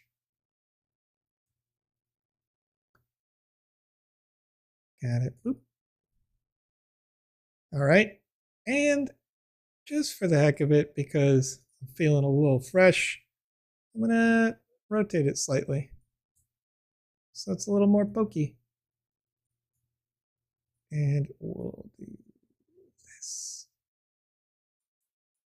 Trust everyone, there is always an issue somewhere. And as OG Shakespeare says, I haven't won in a while. Am I a beginner? You're a beginner. If you want to enter in the beginner contest, just know you can't win both. So if you enter in the beginner contest, that's the only one you're eligible for. And by default, I believe, you'll have to I'll get a correction for Panda if I'm wrong in this, but by default, I believe if you enter the beginner contest and you tried to enter the advanced contest, you'd only be eligible for the beginner. So, if you have some experience and, you're into that sort of competitive nature, then go check out the advanced contest. All right, so now we've got a Krampus, got a little Krampusy here. We got an angry head. So far, we've got an angry head with a laser eye. It's got some antlers going off of it. We know that the sort of circuit area could pop out. Got a beard on it, looking good. We could animate that beard however we want. If the wind blows from the left and you wanted to do that, then you'd animate it so it slightly shakes to the left. Whatever you want to do with that, forward, back, as he talks, it's going to animate in that way. So a simple way where you can make this character talk, if you wanted it to talk in the, you could say like your animation in the bottom right says talking or speaking or whatever. And then you just make the beard wiggle a little bit. Now it's talking. Okay, so I've got a head. Now I need a body. Somebody make me a body. Joe needs my mind is telling me body. yes, but so, my body doesn't exist. That's right. There's no body. I feel like now the beard is probably not going to be out there enough now that I'm thinking about it. So I'm going to go ahead and rotate out the beard even more. I'm going to really make this beard stick out because actually I'm going to move it first. I'm going to move it out more. Sticky outy beard. Rotate this bad boy back a little bit. And well, hey, I remember this, Renduxy. And why am I going to make that happen? This is... the reason why I want to make this beard stick out a little bit more as I'm thinking about it is that the snowball that's about to be his body is just a snowball. So it's going to be pretty bulbous. And so as I think about like a cloak going over that, then it's going to get pretty thick pretty quick because it is a snowman.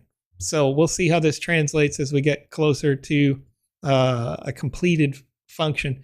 Now I'm thinking about this as well. I've got the control node. I've got the head node. I've got a body separate from the head. This is all inside the control node for that reason. So thank you for putting that in my brain. Body 1, snowball. Let's make something snowball-y. This is the skull head section. The head, how big, wide is this? This is a 9 by 11 by 9. 11 tall, 9 wide. I'm going to want the body to roughly be twice that size. So I'm going to make it 18 wide, but generally with the same simplistic rounded shape. All right, so we'll go ahead and do that. Do you not, Jackie Chan? My body. It's a great big bushy beard. I click on body and I'm going to have this be twice of 9, 18, 18, 18. So our friend Maxie, yes, over there in the Twitch chat, says duplicate, then upscale. But then I would also have to upscale the cybernetic part that sticks out. Or duplicate that one. It'll take just as long, I think, to make something round here. Load my Krampusness.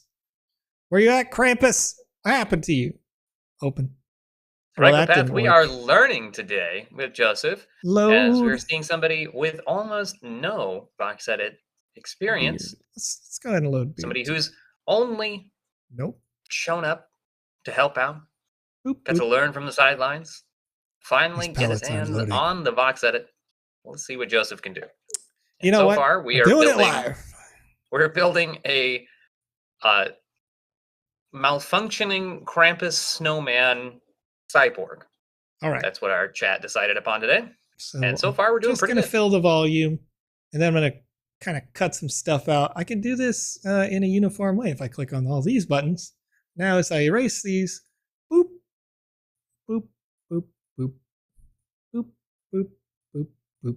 It turns out Joe can do something. He's not just a pretty face. First of all, bold of you to think I'm a pretty face. Click, click, click, click, click, click, click. How does that look? No, it's a little bit rounded. I think I want to make it more round. There. And it's a snowball. Look at that. I made a snowball. Easy peasy. Heck yeah. We're going to go ahead and save that. Now, the Quinkerer wants to know how to make things disappear from a scene. Which scene? I believe in our animation. I don't think we're there yet. This would be an excellent question for PandaPops 90.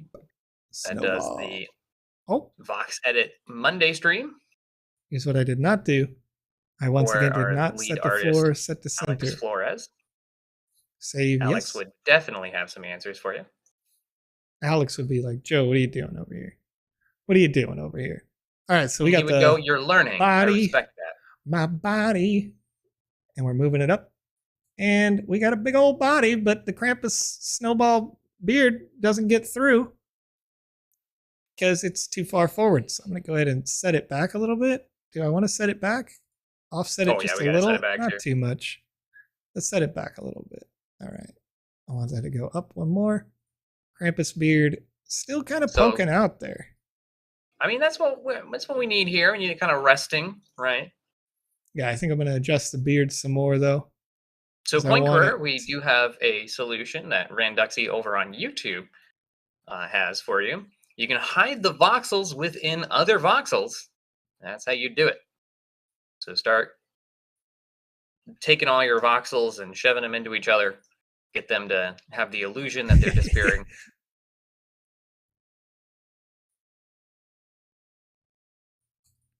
All right. Angry Krampus noises are happening. The head is not centered anymore. What have I done here? There we go. I'm going to adjust I don't know. It looks like you just fixed it. I did. It's the volume of this box. No, it's the volume of this. Who's got this? Whose hitbox is that? What are you doing to me? Is it the control hitbox? Now that we're starting to have a lot of assets being created to put this thing together, we're starting to run into some issues. What are we experiencing here?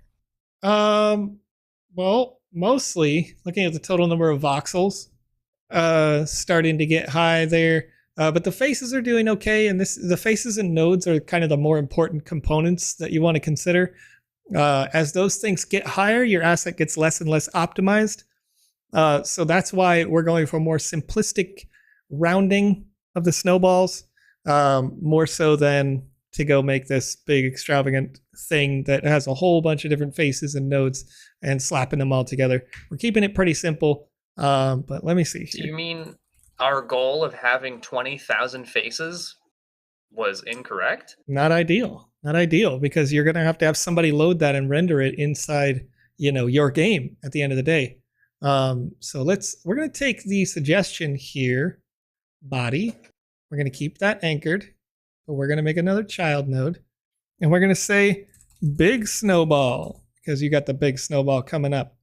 Big snowball on the body 2. We're throwing it on the big snowball, and I'm going to adjust it to move it up, and we're moving it up. But that's not a big snowball. What does a big snowball look like? Scaling it up. The button for scaling it up. What is that? We can't see your controls at the top of the screen here. There we go. Okay. Oh, we can't? All right. It's just a little cut off. Yeah, sorry about that. So let me just shrink it down a little bit here. And I'll bring it down so you guys can see those controls. Forgive me, I didn't realize you couldn't see literally any of the controls I was using the whole time. There's the scale up button here in the top. So I'm going to click double the size. Now it's a 36 by 36 by 36, making it a full meter in height. Actually larger than that. But we'll go ahead and save that. And the relative size, massive. It's a snowman now. We're going to bring it down. We might have to scale this. It's a little bit less. Down a little bit? Yeah. I think we're going to trim it a little bit because I think it's a bit too big at that rate. But have a wonderful Friday, Pickaxe Master. Hopefully everything goes well for you this weekend. I'm going to have the size again. No, you know what? We'll just double it anyway. But we'll trim it and rebuild it. 32 by 32 by 32. Didn't cut right. I don't like that. It cut to the corner there. Yeah. Interesting. It cut. Interesting. Indeed. All right. So we'll continue to leave it at 18 by 18 by 18. But we'll just scale it up and rebuild it, I think. Just a little bit. So let's make it 25. 25 by 25 by 25. We're not going to have any of these on so that we can just going to rebuild the whole thing. Just going to do it all. Would it be possible to recenter it here? That's a great question. Maxi over on Twitch says, Joseph, if you click the pen tool on the left in the skeleton menu It will allow you to edit while still seeing the rest of the model. Pen. What? Oh, we're gonna look at that here. We're not gonna save this. You see what we're talking about here is the body on the left, body 2, big snowball. If we click that pen, now we can see it relative scale to the rest of the snowman. And then it's easier to do this. That's thinking. It's thinking. All right. Now we're not overdoing it. Doing it in real time. All right. So I still want it to be 25-ish, I think. And now we're seeing how it kind of scales a little bit. We gotta go bigger. You want it bigger than that? Like it's gonna be pretty big. Okay. 28. He's all about that base. No trouble. No trouble. Darn right. All right. And then we're gonna set the floor, set the center. Again, it'll be centered on the asset once I actually fill this volume. Then we're gonna just do this. Doop doop doop doop doop doop doop. My Gucci on. Even my Louis Vuitton. All right. And made you look.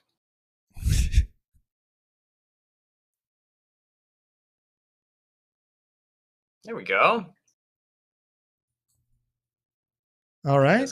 And then we'll go ahead and round off these shapes again by grabbing all of the different angles all at once and erasing. You want to zoom in there? It might be a little easier to see.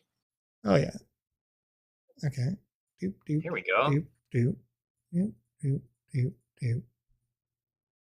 2, 3, 4. Oh, if you have OCD, I don't suggest Voxedit for you. I disagree. Of course I kid. I just know there's a lot in this style of animation that would drive me mad. I would be obsessed with keeping things symmetrical. All right. Do I want it like that, or do I want to do this and go really round? So the difference here is that when I make it sort of perfectly rounded like this, you're adding more faces to the asset because I have all these individual voxels in there. But if I make it sort of straighter across like this. And it also looks a little abnormal as well once you have things zoomed out. Yeah, so I'm thinking I want to make it more simplified, but I want to make it more consistent as well. So I'm going to go ahead and back it up here to where I was before. I've got that. And now I'm going to take these 3 away. Some broader strokes here. These 3 away, those 3 away. And now it's a little bit, I mean, it's still rounded, but it's a little more like vaguely rounded. Gonna have far fewer faces as a result our of face this. count here. So what we're gonna do here, if anything, is distract from the fact that this is so simple and, you know, really simple round as well. That way your edges here aren't cut. We'll probably add some detail to distract the eye from concentrating on something like that. Yeah, we can add texturing later on. Right. Yeah, we can add different elements. There's probably going to be some aspects to like leg or something, you know, some shaping that's going to make this transform into a Krampus. But we'll go ahead and save that there now. And you've got yourself a couple of snowballs. We've got a beard. We've got an angry eye. And this isn't really where the details are going to come in. This is just about shaping. And just in case the sort of cloak that we want to make as the overhang, you know, if that cloak opens up a little bit during the animation, you want to have something behind it. And then you can work on texturing and coloring as you get more into the nature of the actual animation rather than wasting time making a bunch of particular details and then coming backwards. So now we've got a beard, we've got the eyes with the laser eye, we've got the horns. We know that this body relative to the rear body, I think, is a little bit too forward. So I'm going to go ahead and just crank that back a little bit. It's going to keep him, you know, he's got a little dumper over here. We're having a good time with this Krampus. Platinum dumper. He's doing it. He's doing it well. Hold on, he'll say. And I like Chat is calling it an angry cake, and so now this is a caked up on a Friday morning. Here we go, all caked up, all caked up. All right, so now we need to have the Krampus. The Krampus is going to have a couple different components. It's going to have some arms, but it's a snowman, so we're going to probably want to make those snowman arms out of twigs, which we can sort of work with the horns and expand the horns to make that possible, I think. So we'll go ahead and duplicate horn 1, but we're going to call it arm 1. We're going to clone that model just so we can keep the color consistent there. We've got arm 1. It's in the wrong spot. It's doing the wrong things, but we need to be associated with the body itself, but not just the body, but the snowball part of the body. So we're going to click on the snowball on the left, and we're going to click create child node, and we're going to say arm 1. Okay, so we've got an arm. We've got an arm. Let's put the arm on the arm so you can arm all your arm, dog. We're going to move the arm over, and it's going to be way too small because it's like, come on, bro. That's not an arm. So we're going to make it much more substantial. Just go ahead and double the size, actually. And this time, that's going to make sense. We're going to save that. And look at that. It's thick. It's an arm. It's doing its thing. And we're going to rotate that arm on its axis. Doop, doop, doop. Click. So that it kind of pokes out. And I'm going to go ahead and rotate it the other way. Not going to do that. I need to change the anchor point of this because in this particular case, that arm's anchor point doesn't make sense to be down there because it's going to be up here. And we'll sort it out. It just moved way down. Distribution for the 24-hour stream has begun. I know some folks were seeing some of the rewards and then some of them were disappearing. So there might be some issue with that distribution. Just give it some time. Check on your claims every so often. They're starting to get out there. And then Not Jackie Chan has a suggestion to do one really beefy arm like Trogdor, which if you know who the Burninator is, welcome to our countryside. Okay, so here's the yes and the no to that. Krampus always wears like a Santa costume. So really these arms aren't going to do anything for me. They're actually going to be kind of wasted in terms of like, should they even be there? And I might end up deleting the arm itself when I actually develop the cloak. So the arm might not be useful, but I'm just building it out so that I can get a literal skeleton, sort of like when you pre-draw before you draw the final version, before you ink something, you always give it a kind of a shadow. So I'm just kind of putting arms in there that I would suppose to be branches, and then I might modify them and expand them and change everything just by painting them red. But these arms are going to turn into the cloak's arms eventually. Now, can we have one cyborg arm and one like just a stick that like pokes out arm? Sure. Yeah. Why not? Why not? It is supposed to be Cyborg Krampus. So Cyborg Snowman Krampus. Glitching Cyborg Snowman Krampus. So when you're building and doing art, something easiest for me is remembering that it's got to look bad before it looks good. And as an artist, you're usually your first critic. So make sure that you're not criticizing yourself too harshly in your building process. So what we have here actually does look pretty good, all things considered, but there is no big details, and we have to imagine that for the future. So don't get yourself down. Keep giving it a shot. All right, so I'm going to grab arm 1. I'm going to put arm 1 in it. Any giveaways today quite yet. So there probably is going to be something in the chat real soon. We'll see. Okay, so now I've got another component to the arm. And this is going to kind of start to turn, move forward. So let's go. Oops. Sure. Select that. And I want to rotate it a bit so I get some shape to it. Something dynamic, even when it's in its default state. I've got a rotated arm now. We're getting a little bit more menacing. And do you want this to have a hand as it's like a twig or a branch, or do you want it to kind of come to a point? that'll be a detail that'll happen later. So if our faces are down and we have some extra room there, we'd go in there and have it, add in a little like 5 points for some fingers or something. Okay. So then I'm gonna go ahead and I don't want to save that. I want to duplicate the arm 1-1, and I'm gonna say arm 1-2 because I want to have a 1.2 version of the arm, something that sticks out of here. Once again, creates Mr. that child Gold mode. Original over on YouTube wants to know about the Atari Game Jam results. They have not come out yet.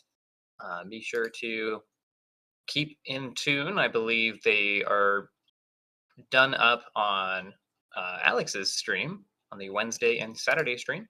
Usually the Saturday stream. Yeah. So one thing to note about some of those game jams is that we do very often have the actual company / publisher that will give input as well.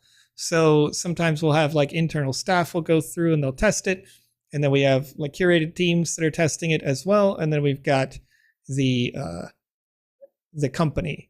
So if that part of the process takes a little bit longer, that's normal and okay. Good at the end of the day, because you're actually getting their real eyes and they can give their input about, oh, we like this about our IP and that sort of thing. Okay, so now I've got a little bit of a pointy end here that I'm going to use for arm 1.2. This component I want to drag into the arm 1.2. Oh wait, it's already in there.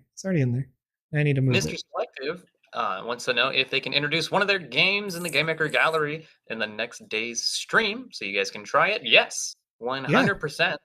We want to see your games at any point in your building process so we can critique them and try and help you get it to that next level. Just send it to either TheVisionEX over on Twitter or RadCondad, or just simply DM me over here on Twitch as well. That way we can know where to find it and what the name is. Yeah. Okay, so I've got some basic arm components here on the body. I'm going to go ahead and duplicate this node, arm 1. I'm going to call it arm 2. It's going to have all of its sequential options. Probably going to need to... Boy, is there just a simple way, chat, to literally flip all of them? How can I do that? You guys know. I don't want to flip the whole canvas.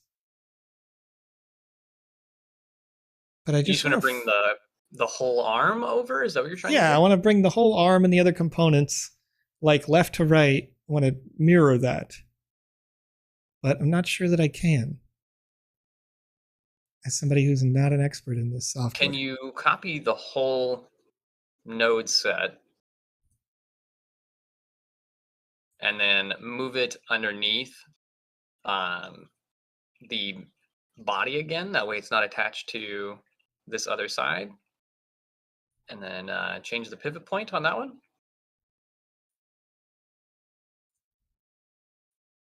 There we go. It's kind of working. Sort of like this. But now we're all backwards. That's fine. We can always edit it here. Or maybe he's just a dancing snowman. Oh no, he's not flailing dancing. His arm. He's not dancing. Chat, tell this guy he's not a dancer. Right? He can dance if you want to. He is malfunctioning. He ain't dancing. Which doing the robot on the dance floor. You know what I'm talking about. I do know what you're talking about. All right. Not bad. Relatively simple fix.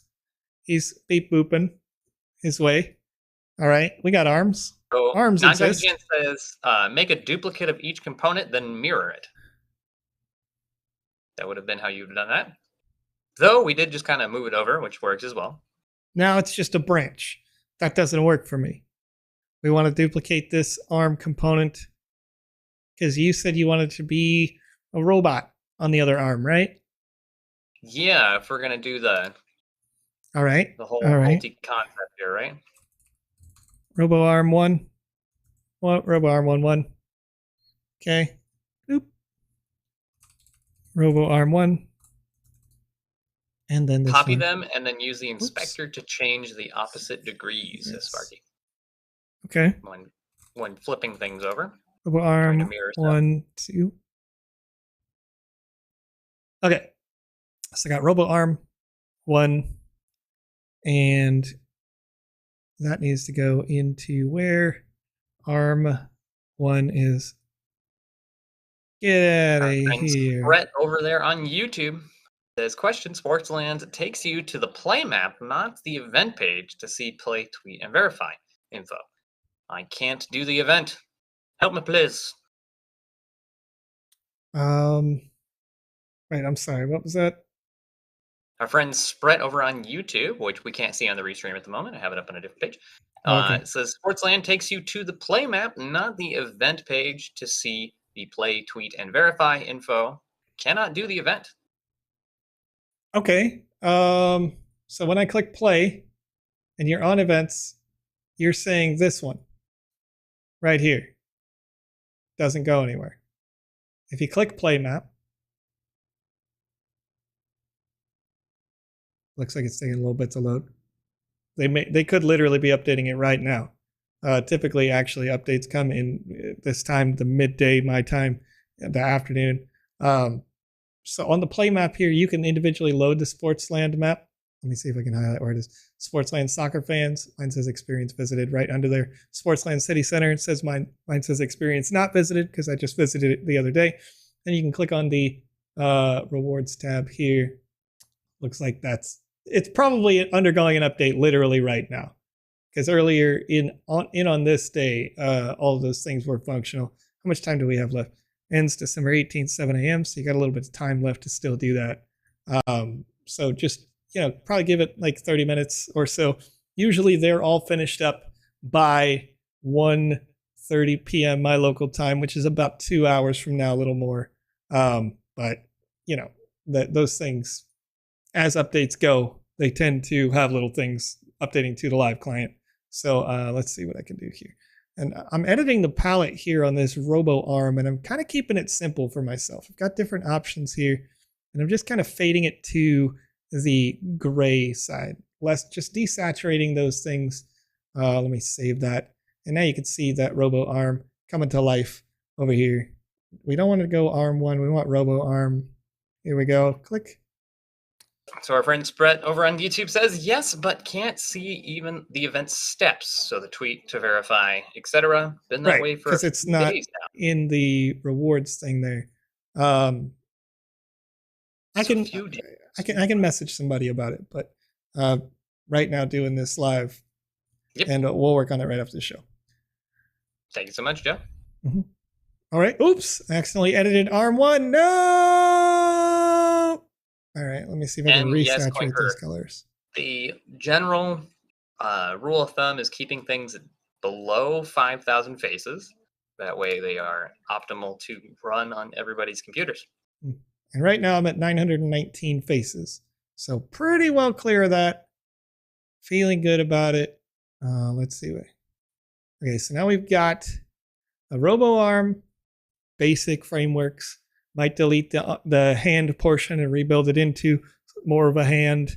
But for now, get a robo arm, get a regular arm. Need to get a cloak on it.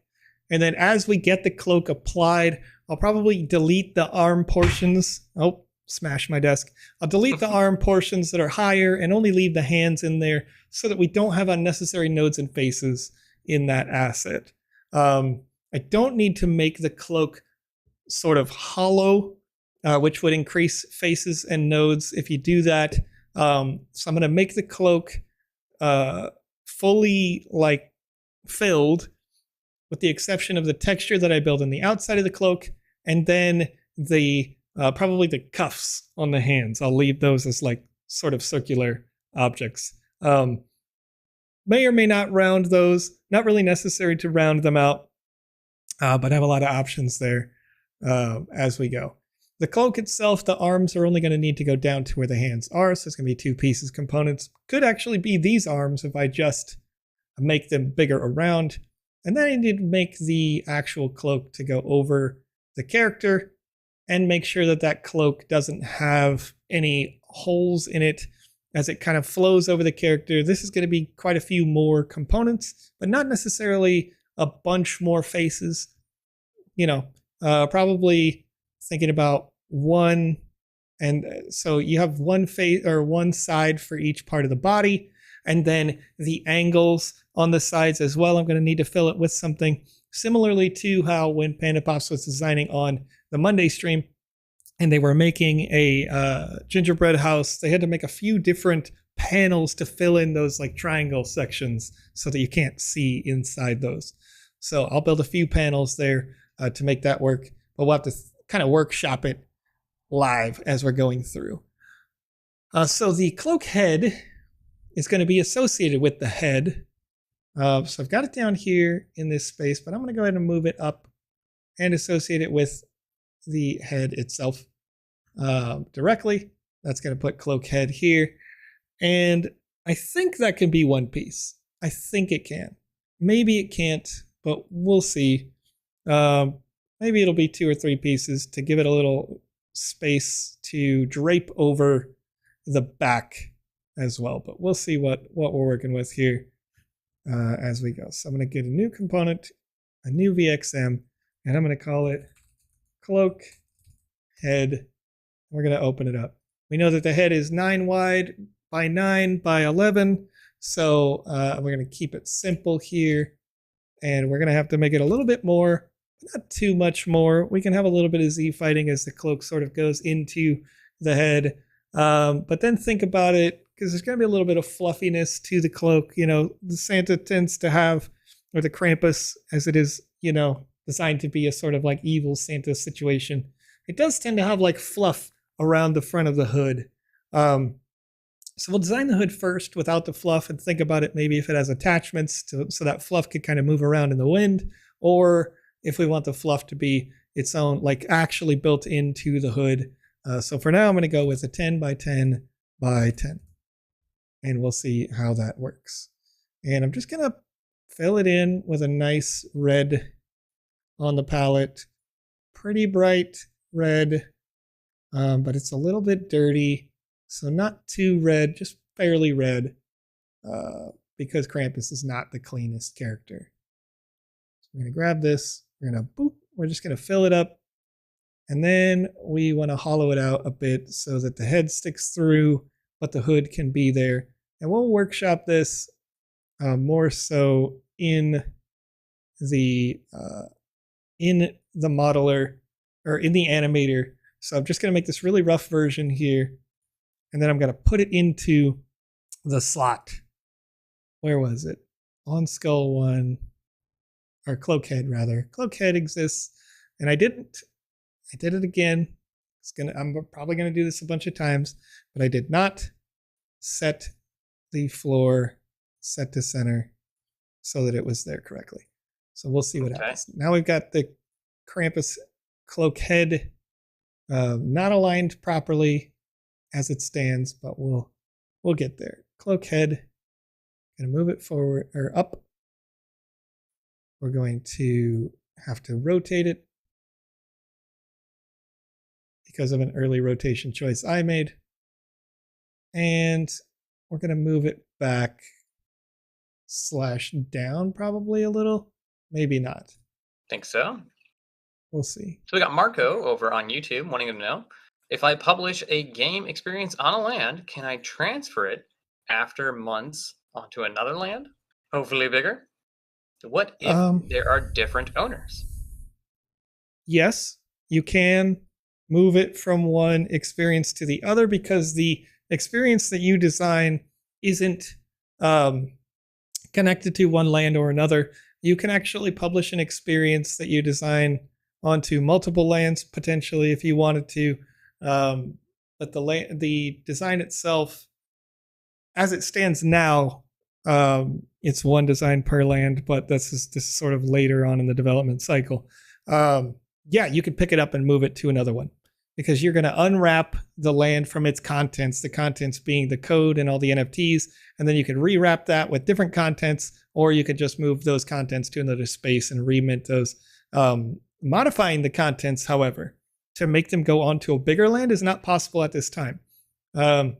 So if you had a 1x1 experience that you designed and you wanted to make it a 2x2 experience, you won't be able to do that. You'll have to make a whole new design fresh with your stuff, at least for now. We'll see what happens as things continue. Okay, so I've got a rough looking hood, looking real rough right now. It exists, but it doesn't look very hoodish to me. I want it to be a little bit smoother on the cloak head. So I've got two options that I could really do with this. I could cut it out, the cloak head, and build a subcomponent so that it has a smooth, like actually a smooth surface. And I think that's what I want to do with this. Or I can give it those sort of additional faces and make rigid lines there. So in this case, I'm actually going to go ahead and, oops. Right now, it looks like we have the start to an American football helmet. Yeah, exactly. So I don't want that. I'm going to click the modify on the animation portion, and that's going to bring it up so I can see it sort of here with the rest of the body of work. I'm going to erase the voxels. That's what I'm going to do. Just going to go totally take them out, and it's going to open it up so that it's wide open. But I don't want to open it up so much that it doesn't, like, I need it to be in a straight diagonal. Okay. And it's open, but not too bad. And I want it to kind of flow off the head. So I'm actually going to just keep cutting into this until I see it sort of align with the head. And it's getting pretty close. Go one more.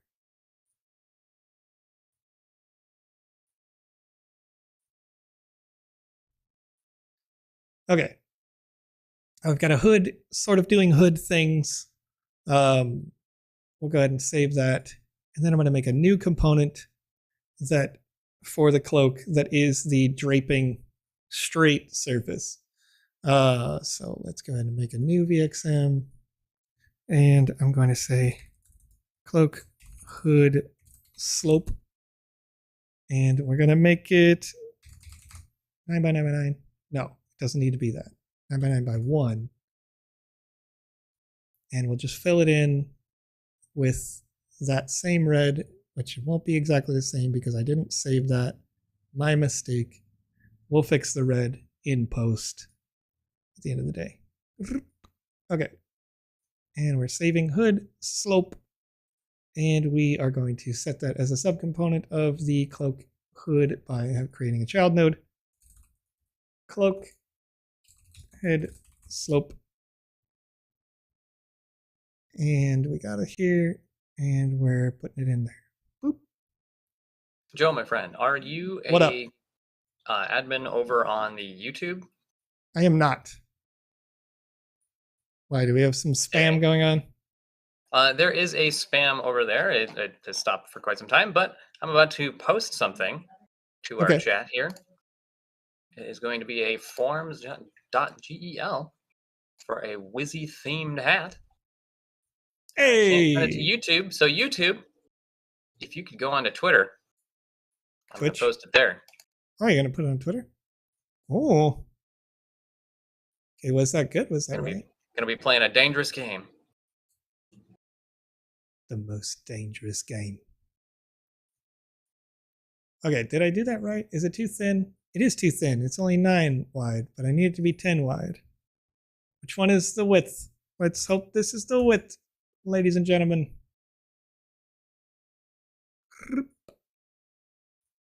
Save. Okay. Okay. All right. Okay, everybody. Go ahead and head on over to our Twitter post where you are watching us live and enter in that giveaway, including you, Twitch fam. Only posting it on Twitter. Ooh. All right. So I've got a vague cloak-ish shape to the top here. I want to create a little bit of fluff, but we'll get to that in a bit.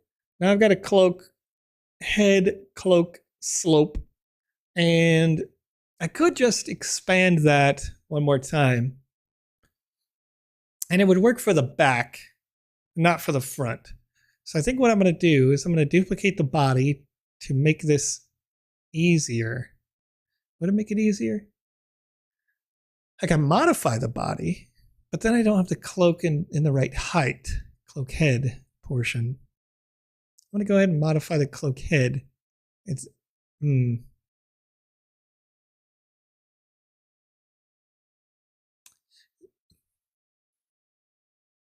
So this is a choice. I want to reduce the number of faces. I want to keep it optimized. So instead of recreating the cloak a bunch, I'm going to modify the texture of the body, with the exception of a few pieces that I'm going to have slopes so that it looks rounded and nice. So I'll make a couple of component pieces and slap it on the outside of the bodies, so that it flows a little bit over the snowballs, but not too much in the way of, let me see. This needs to be a 12. All right. Once again, everybody, the Wizzy Purple Hat giveaway NFT is going to be underneath in the comments of our Twitter post on the Sandbox Game Twitter. Make sure to go check that out. The post is going to be from Rad Condad, myself. I didn't ever think it's selected. You're killing me, Smalls.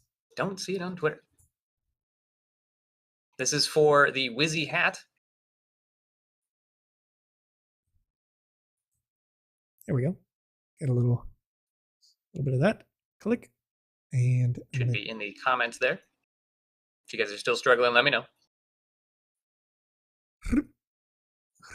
And anybody who fills this out, if we end up getting a victory with this asset, or we have the ability to mint this one or something along those lines, we will be using our Wizzy form from today to potentially spread out those rewards. So make sure to fill it out, even if you've won a Wizzy Purple Hat.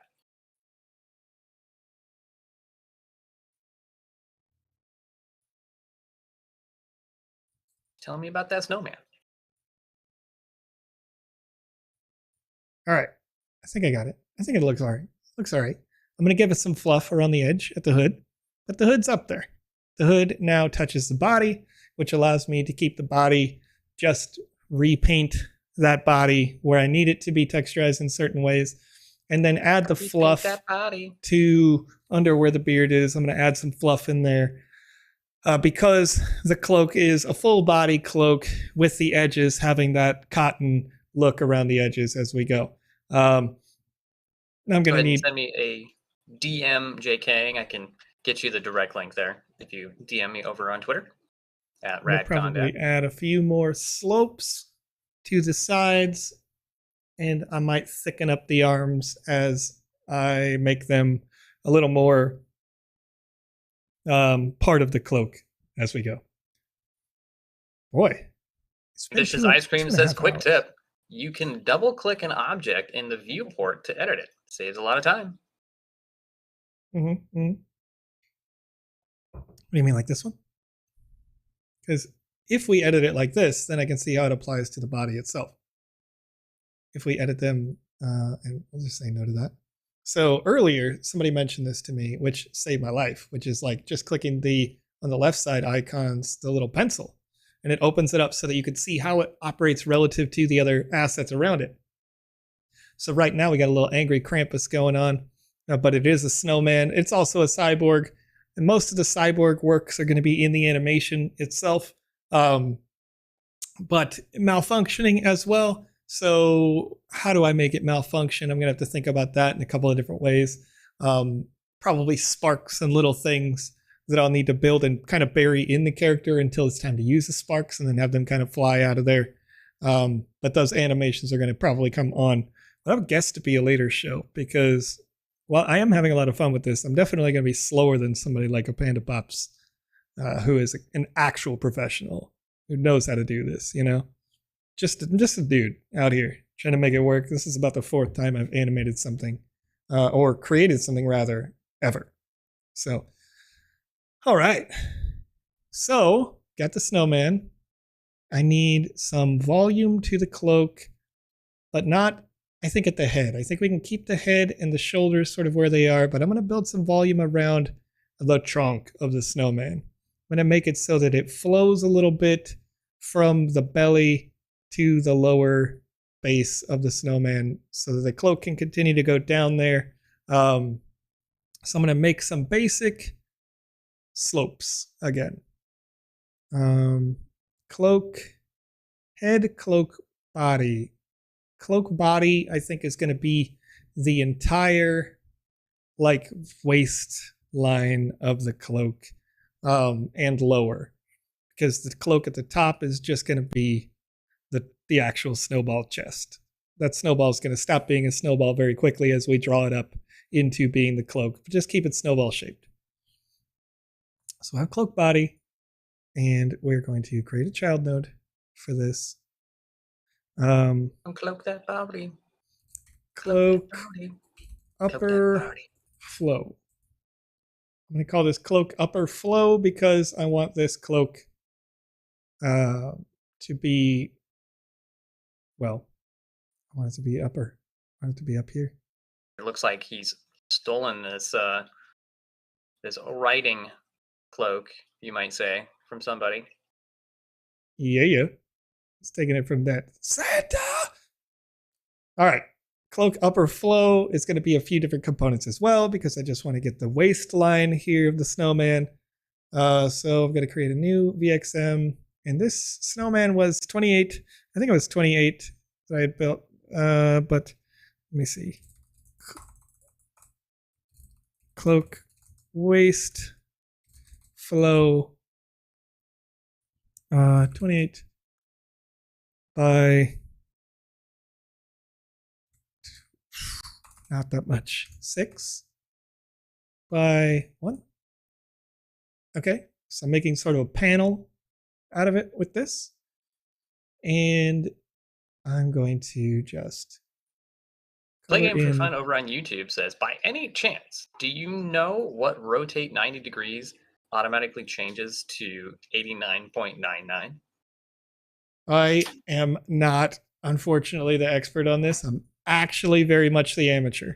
So that sort of question is perfect for PandaPops to ask on the Monday stream that happens around this time each and every Monday here on this channel. Or you could ask Alex Florez, who is the lead technical artist for the Sandbox game, that on Wednesdays or Saturday. So this time tomorrow, I believe it's this time tomorrow. Yeah, this time tomorrow, Alex will be live with Lucas is right here on this channel as well. Good place to check with them because they are much better than me with these sorts of functions. I'm actually just trying to kind of do it live with you. Yeah, and have fun. Hate to leave you high and dry here for a moment here, Joseph, but I do have to use the restroom, so you're gonna get a chair stream. Oh from my me, gosh! Don't this guy has to use. Give him. Don't be too harsh to Joe while I'm gone. He's so harsh. We're learning here. All right. I shall see you soon. We're gonna do it live. Break it down. Okay, cloak upper flow, cloak flow 1. I'm grabbing it, and we're gonna pull it up here, and it's on the booty. All right, we got some cloak flow on the booty, and we are gonna tilt it. 45 degrees, because I want it to flow just like that. It's not aligning perfectly because it is now 45-degree tilt. And I need it to encase the booty. Not quite wide enough, I think.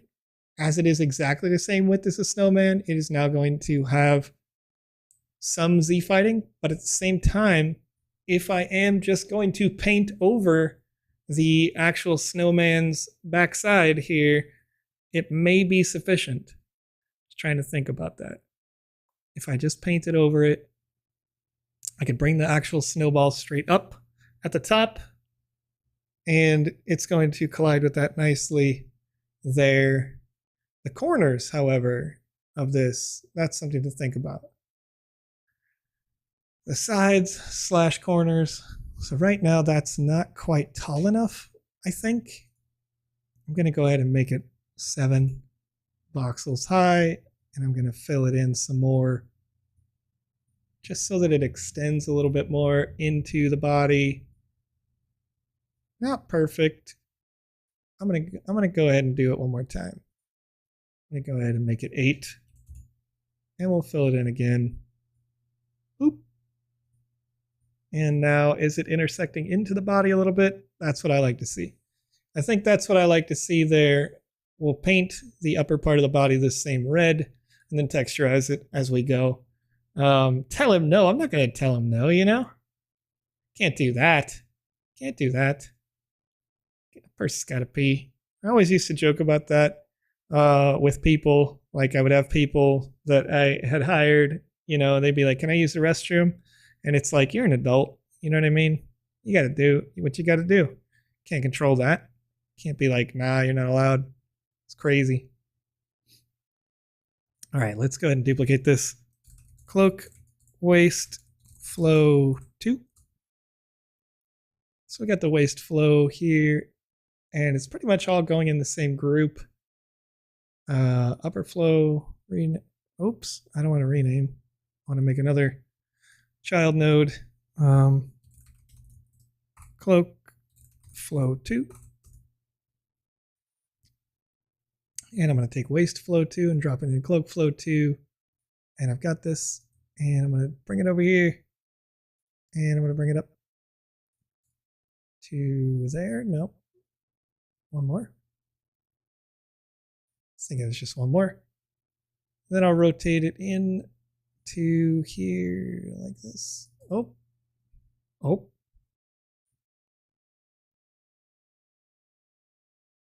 Oh, that didn't work, but that's okay. 315, so that I have a reverse 45-degree angle. Then we'll go ahead and pick it back up to where it was. Take some time to do so, but not much. Now, because it wasn't exactly proportionately the same, it's actually going to kind of stick into the body. Cloak waste flow 2, because I had it, this snowball was a little bit more forward, so I don't need as much vertical height on cloak waste flow 2. But I need to think about that as I think about the way the other parts of the asset are designed. The component that goes into the side and kind of has this same waste flow happening. How can that be modified better to fix this? So now I'm going to go ahead and just take this one down to 6 and save it. We'll see how the alignment fixes. That looks pretty good. Slightly poking into the belly, slightly poking into the base. And I can work on trimming the edges here later as we get further in. Okay, so there's going to be somewhere in between Cloak Flow 1 and 2 to do the other sides. I'm still going to need more child nodes here.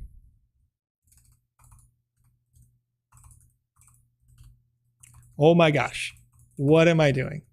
How do I spell cloak, chat? Just like 6 different ways I couldn't spell cloak right there. I'm like spamming keys at this point.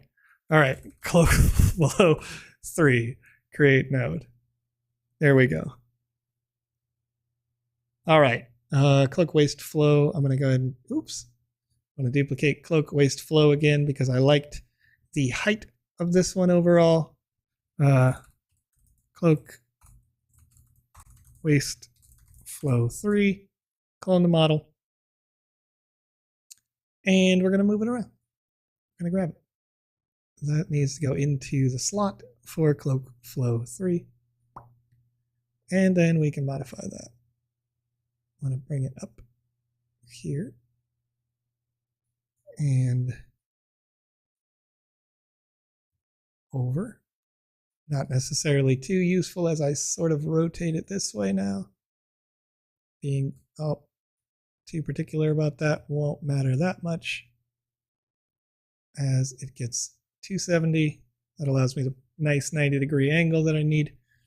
And move it up again. So it's a little bit in there we go. And back and down. Okay. Now I can rotate that. Down here, going to try to do a 45-degree angle. And we'll refine it again so that it gets in that section nicely.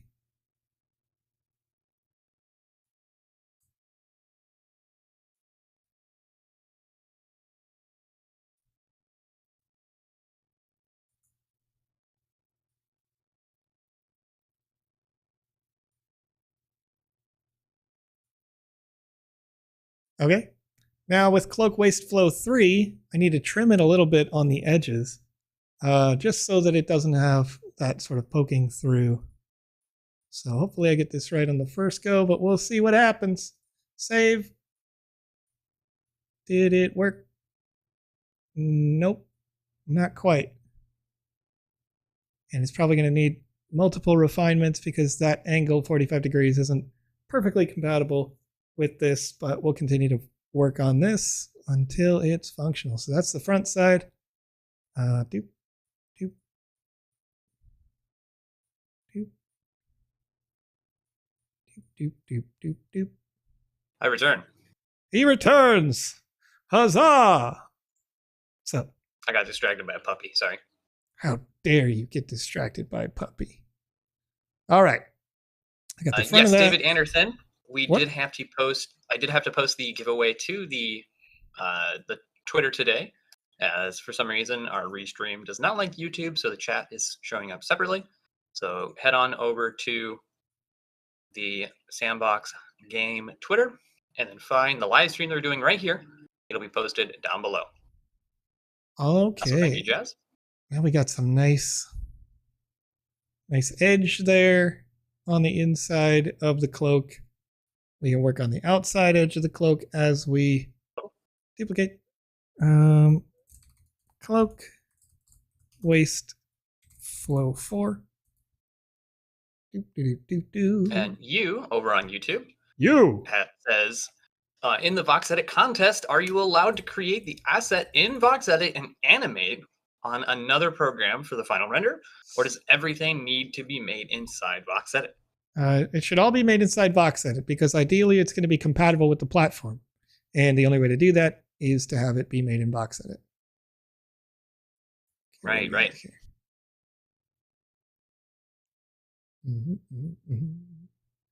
And rotate that.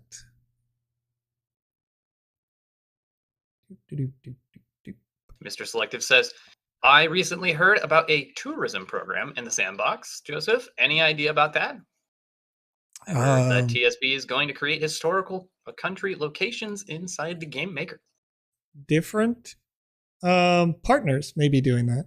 Probably not the Sandbox game directly. Okay, let me see. I need to rotate this. We got some Z-fighting. Still. Yep.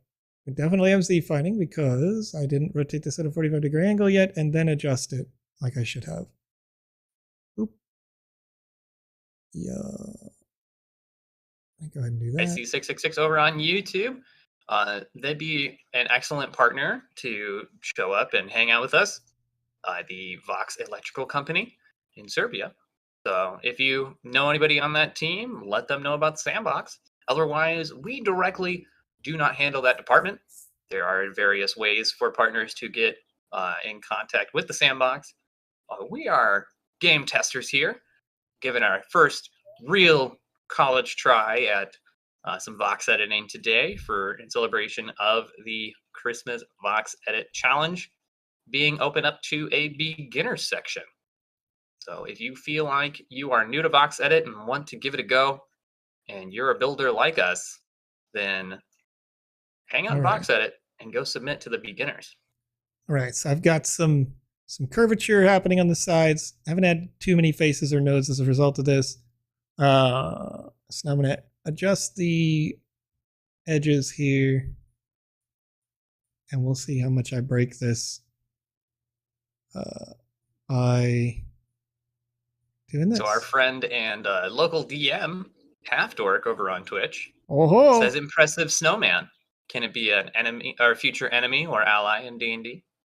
It could be. It could be. You know, we're working on it. Is it good? Is it impressive? I don't know if I agree with that, but I'm trying my first time. You know what I mean? Having some fun. building. It's looking real good, Joe. It's looking all right. It's looking all right. All right. All right.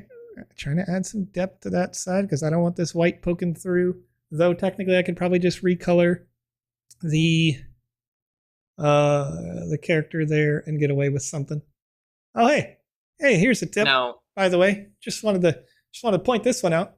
I don't know if you noticed, but for the very first time since I've been creating, now nearly 3 hours in, I hit the save button.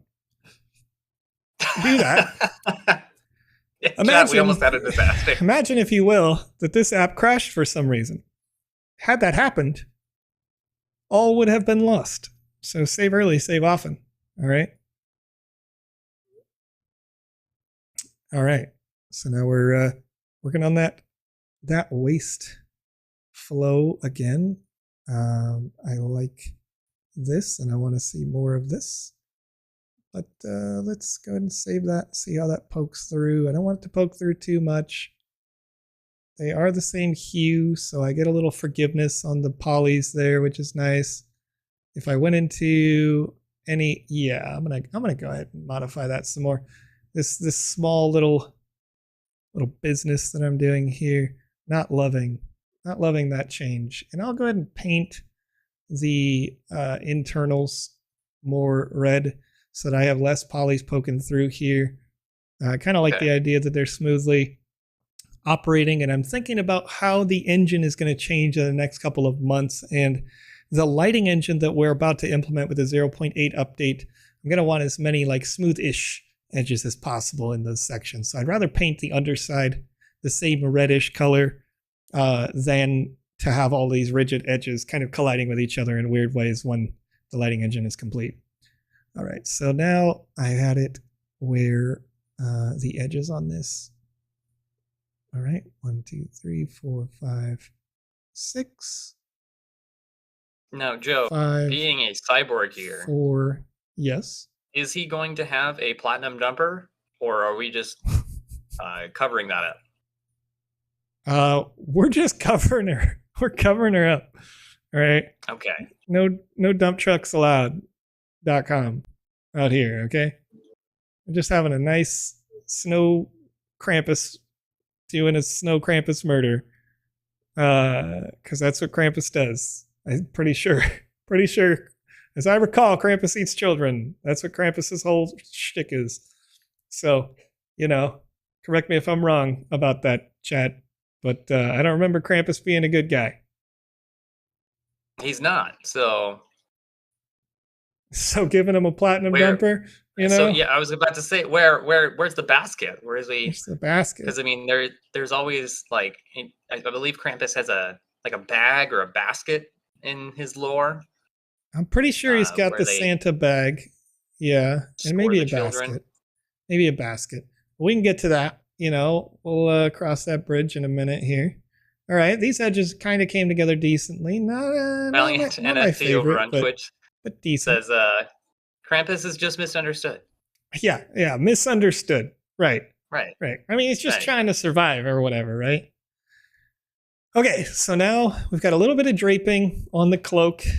All right, we've got the body of the snowman Krampus. We've got some arms to him. I think we can modify the upper parts of the arms as we continue to go here. But if Half Dork is here in the chat, for those of you watching live, typically in about 8 minutes from now, I will be live with Half Dork for Dungeons and Dragons. We played every single week on Half Dork's channel. Still committed to that. So is the Rad Condad here with you. So we're going to start to wrap this. Did you draw the winner of the Wizzy form yet? We have not done that. I was working on dedupifying it right meow. Very cool. So I'll go ahead and paint in the body a little bit. We'll get some light texturing done as we are awaiting that process. All right, so we're painting, and we need it to be this vibrant red. Generally, the whole thing. Look at that. We're just going to save a bunch of time and just make the whole darn thing just boop, red. Save. Yes. Red body. Boom. that's a red body. That was easy. Body 2. Body, yada, yada, yada, yada, yada, yada, yada. All right. Body 2. Okay. Save. All right. Body 2. Now it's going to need something, some real texture, not just like being lame. Body 2, however, I don't like the roundedness after making these straight points on the edges. So let's go ahead and modify that. And we're going to fill this in. Doop, doop, doop, doop, doop. Click. Doop, doop, doop. Doop, doop. Oh, heck. First, I want to turn on the left to right duplication. Yeah. Boop. Boop. Boop.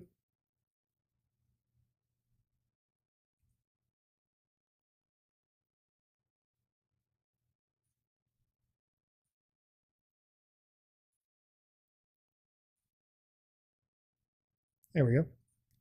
Save. Boop. All right, now it doesn't have the weird roundedness as a top.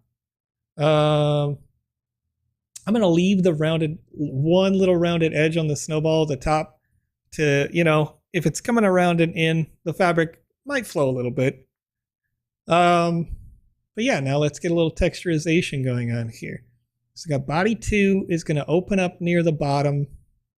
It's not just going to be an enclosed space. So let's grab another color on the palette and we'll give it a little coloring inside here. And we'll modify that color as we get closer. Let's open it up, color it in.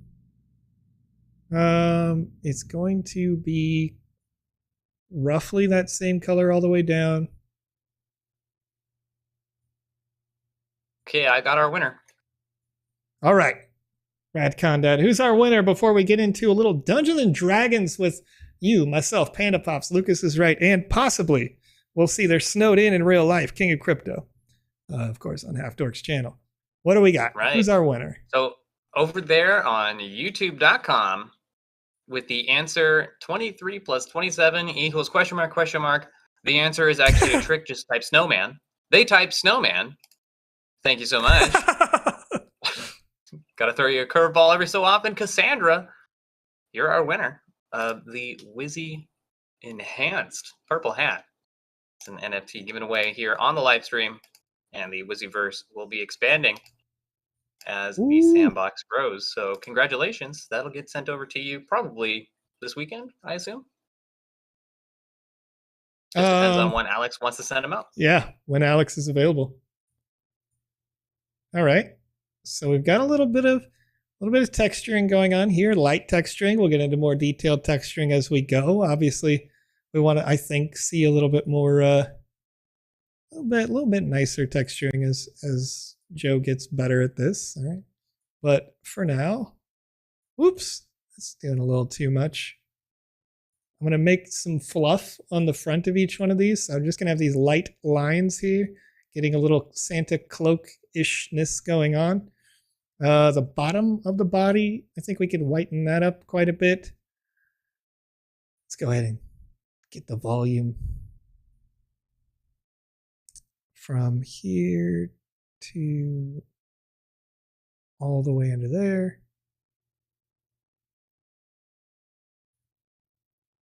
No limits. Okay, now we've got some overall white texturization there. Gonna save that. Now we're getting our Krampus is still a snowman. We can add the fluff to it. We can get things really going. But Panda, can you remind, if you can, I don't know if you're already in a voice chat with them, I want to make sure that the rate is possible for this live stream to go straight into the D&D session that we're all going to have together here in a few minutes on Half Dork's official channel. But I know you're in a voice call with them. So if they can do the pre-roll, then be very happy to do a raid on them and transition into that soon.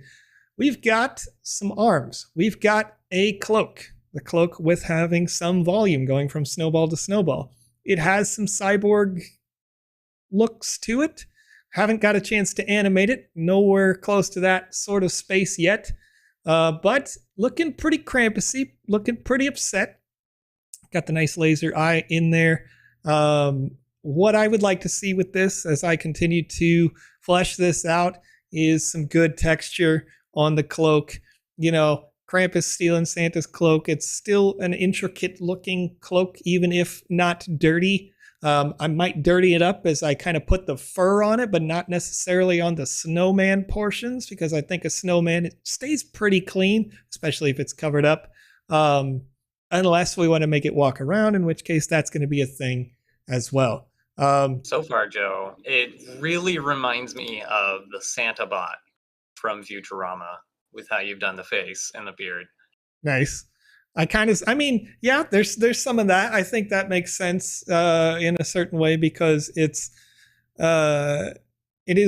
blocky, right? It's voxelized. So that's going to be the case. Now that I'm looking at it more, I kind of just don't love that right there. I'm going to go ahead and save that and round out that beard a little bit, because it's poking out of the cloak. Right. Fixing it up. There's a little bit of Z fighting in the back side of that. So let's go ahead. That's what happens when you try and be a perfectionist. You end up with beep boop. More issues the more you edit. Beep the more boop. that you have. It's just be patient with it. Robot Krampus Santa thing doing a thing out here. Chat, we're having a good time. Not bad, I think, considering that I have no idea how to use this tool and just straight up did it live with you. I want to see more fluff around the edges. I want to see more texturization.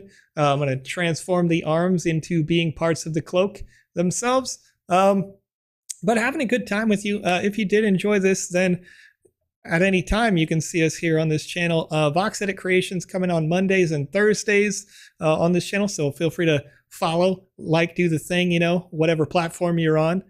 Subscribe if you're on YouTube or whatnot.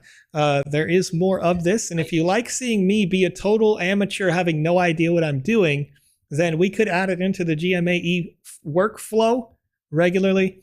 Up to you, whatever you like, chat. Right. I want to finish this.